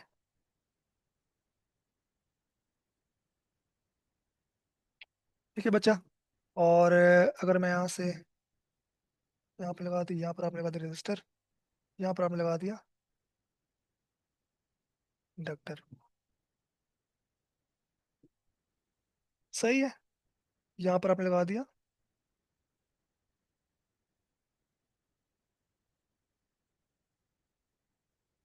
Inductor L. ठीक है, तो आपको पता है इन इन पैरेलल, ये मैंने याद, इन पैरेलल वोल्टेज सेम रहता है आपके पास। ठीक है, करंट क्या करता है, चेंज होता है। तो बेटा अगर ऐसा कुछ आपके पास है, तो आपके पास जो करंट आ रहा होगा ना, हमने करंट की बात करनी है, तो बेटा जो आपके पास करंट आ रहा होगा,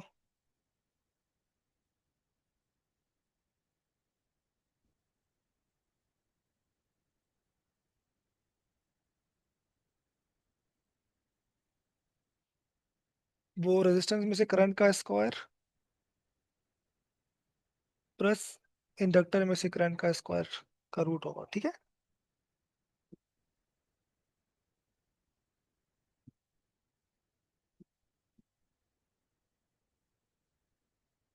बस, इसमें आपने ज्यादा उसमें नहीं, डिटेल में नहीं जाना, आप खाली करंट के बारे में बताओ, डिटेल में नहीं। और इसके बाद बेटा आपके पास अगर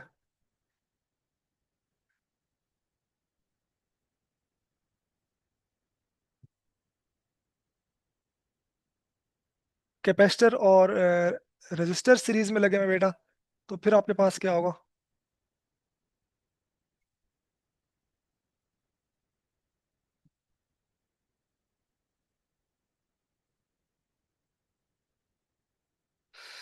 ठीक है।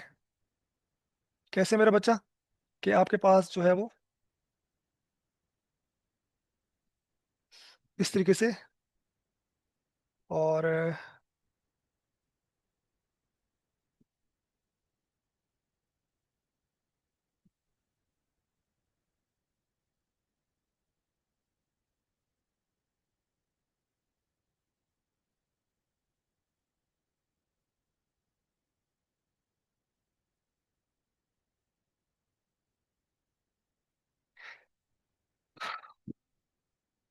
ये कोई ऑल्टरनेटिंग वोल्टेज की सोर्स है, यहाँ पर आपने लगा दिया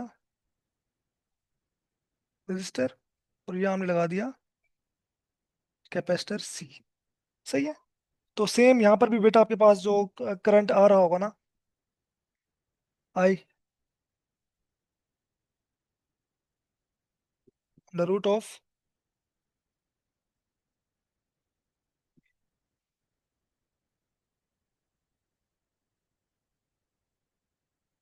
ये ना फेजर डायग्राम से आपके पास आया है।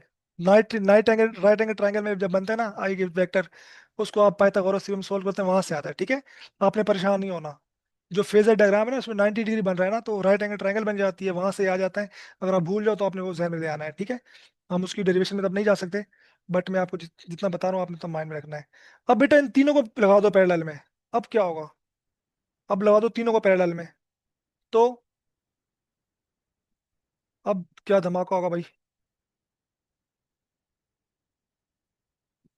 अगर आप लगा दो तीनों को,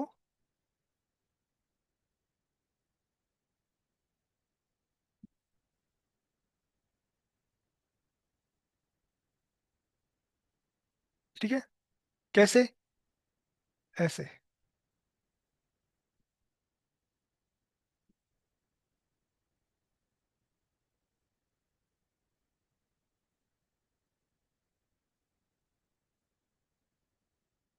ठीक है मेरा बच्चा, आपने तीनों को लगा दिया, पहले रेजिस्टर फिर इंडक्टर फिर आपने लगा दिया capacitor.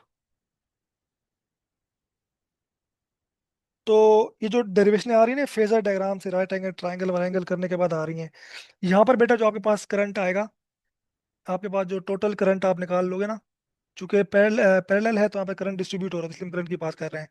Under root of I R square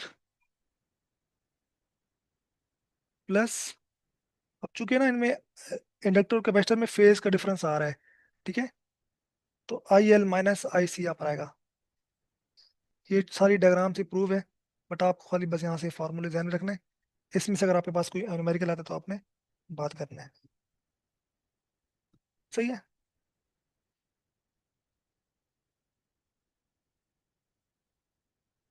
so resonance frequency की बात की जाए यहाँ पर अगर,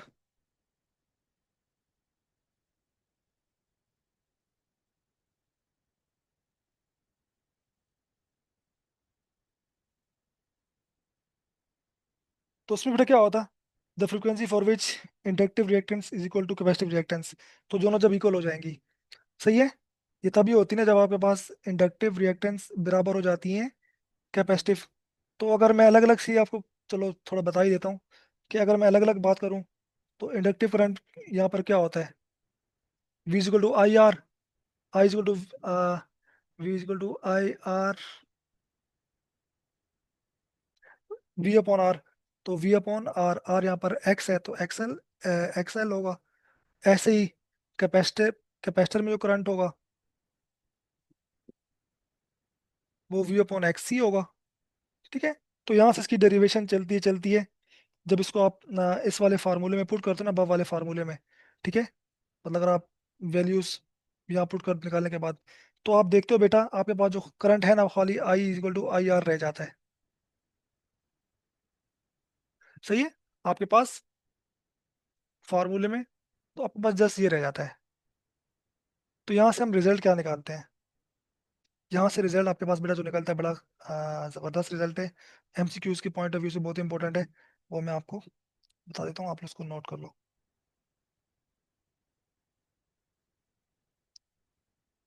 पूरी चीज कराने का मकसद ये था, जो एमसीक्यूज आता है वो ये आता है। पॉइंट बेटा ये है, सो एट रेजोनेंट,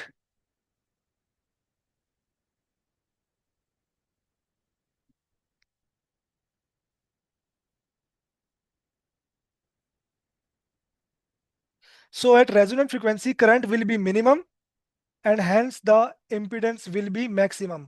करंट आपका कम हो जाएगा ना, प्लस हट गया, देखो आई आर प्लस प्लस में करंट ऐड हो रहा था वो हट गया, तो करंट आपका मिनिमम हो गया। करंट मिनिमम हो गया तो आपकी इम्पीडेंस जो होती है बेटा वो मैक्सिमम हो जाती है।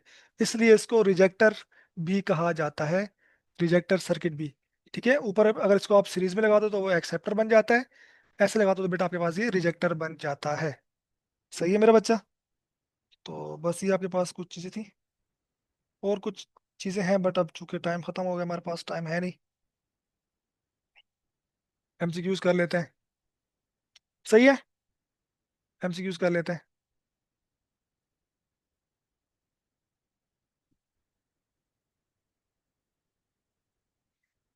चौक यार, एमसीक्यूज मुझे अभी याद नहीं है, बट चौक कॉयल के बारे में एमसीक्यूज था। उसका ऑप्शन चौक कॉयल था। मैंने ये जब मैं सॉल्यूशन बना रहा था तो मैंने इसको देखा था, उसमें चौक कॉयल का ऑप्शन था तो सही, और वही ठीक भी था, मैंने इसको खुद सॉल्व किया था।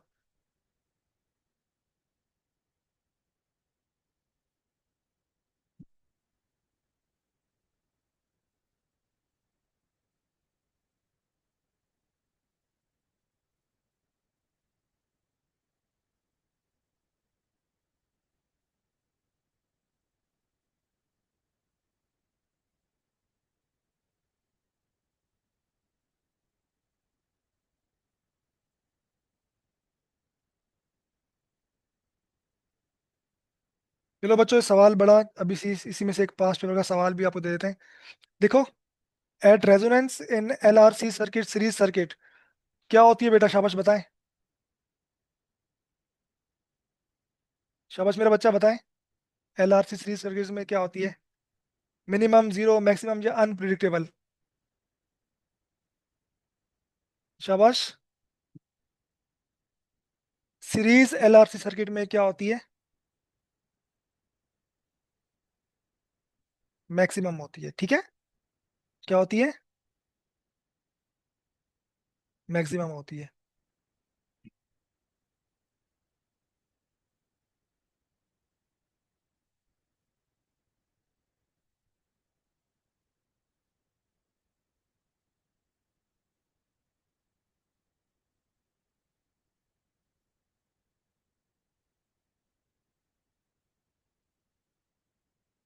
ये आ गया एवरेज करंट, मैंने आपको बताया भी था जो।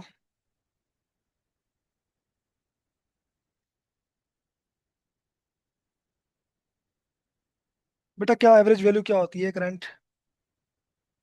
The average value of full sine wave over one cycle is,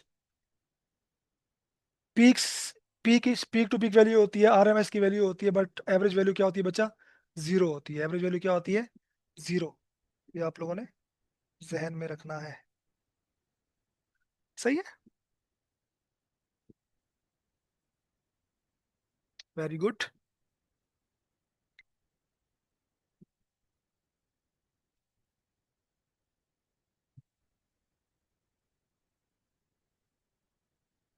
बस आप लोग तीन चार लोग ही हो।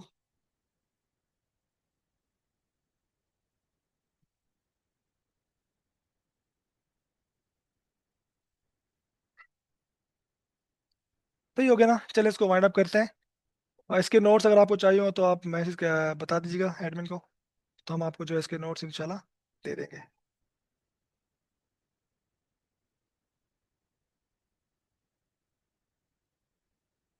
भाई लाइट चलेगी, वरना मैं आपको थोड़ा और चीज़ें करवा देते। बट इतना बहुत है, ठीक है, एसी सर्किट में इतना आप कर लोगे तो आपके इंशाल्लाह एमसीक्यूज निकल आएंगे यार। अच्छा खासा मैंने करवा दिया है, ठीक है ना? तो आपके इंशाल्लाह अच्छे खासे एमसीक्यूज से निकल आएंगे।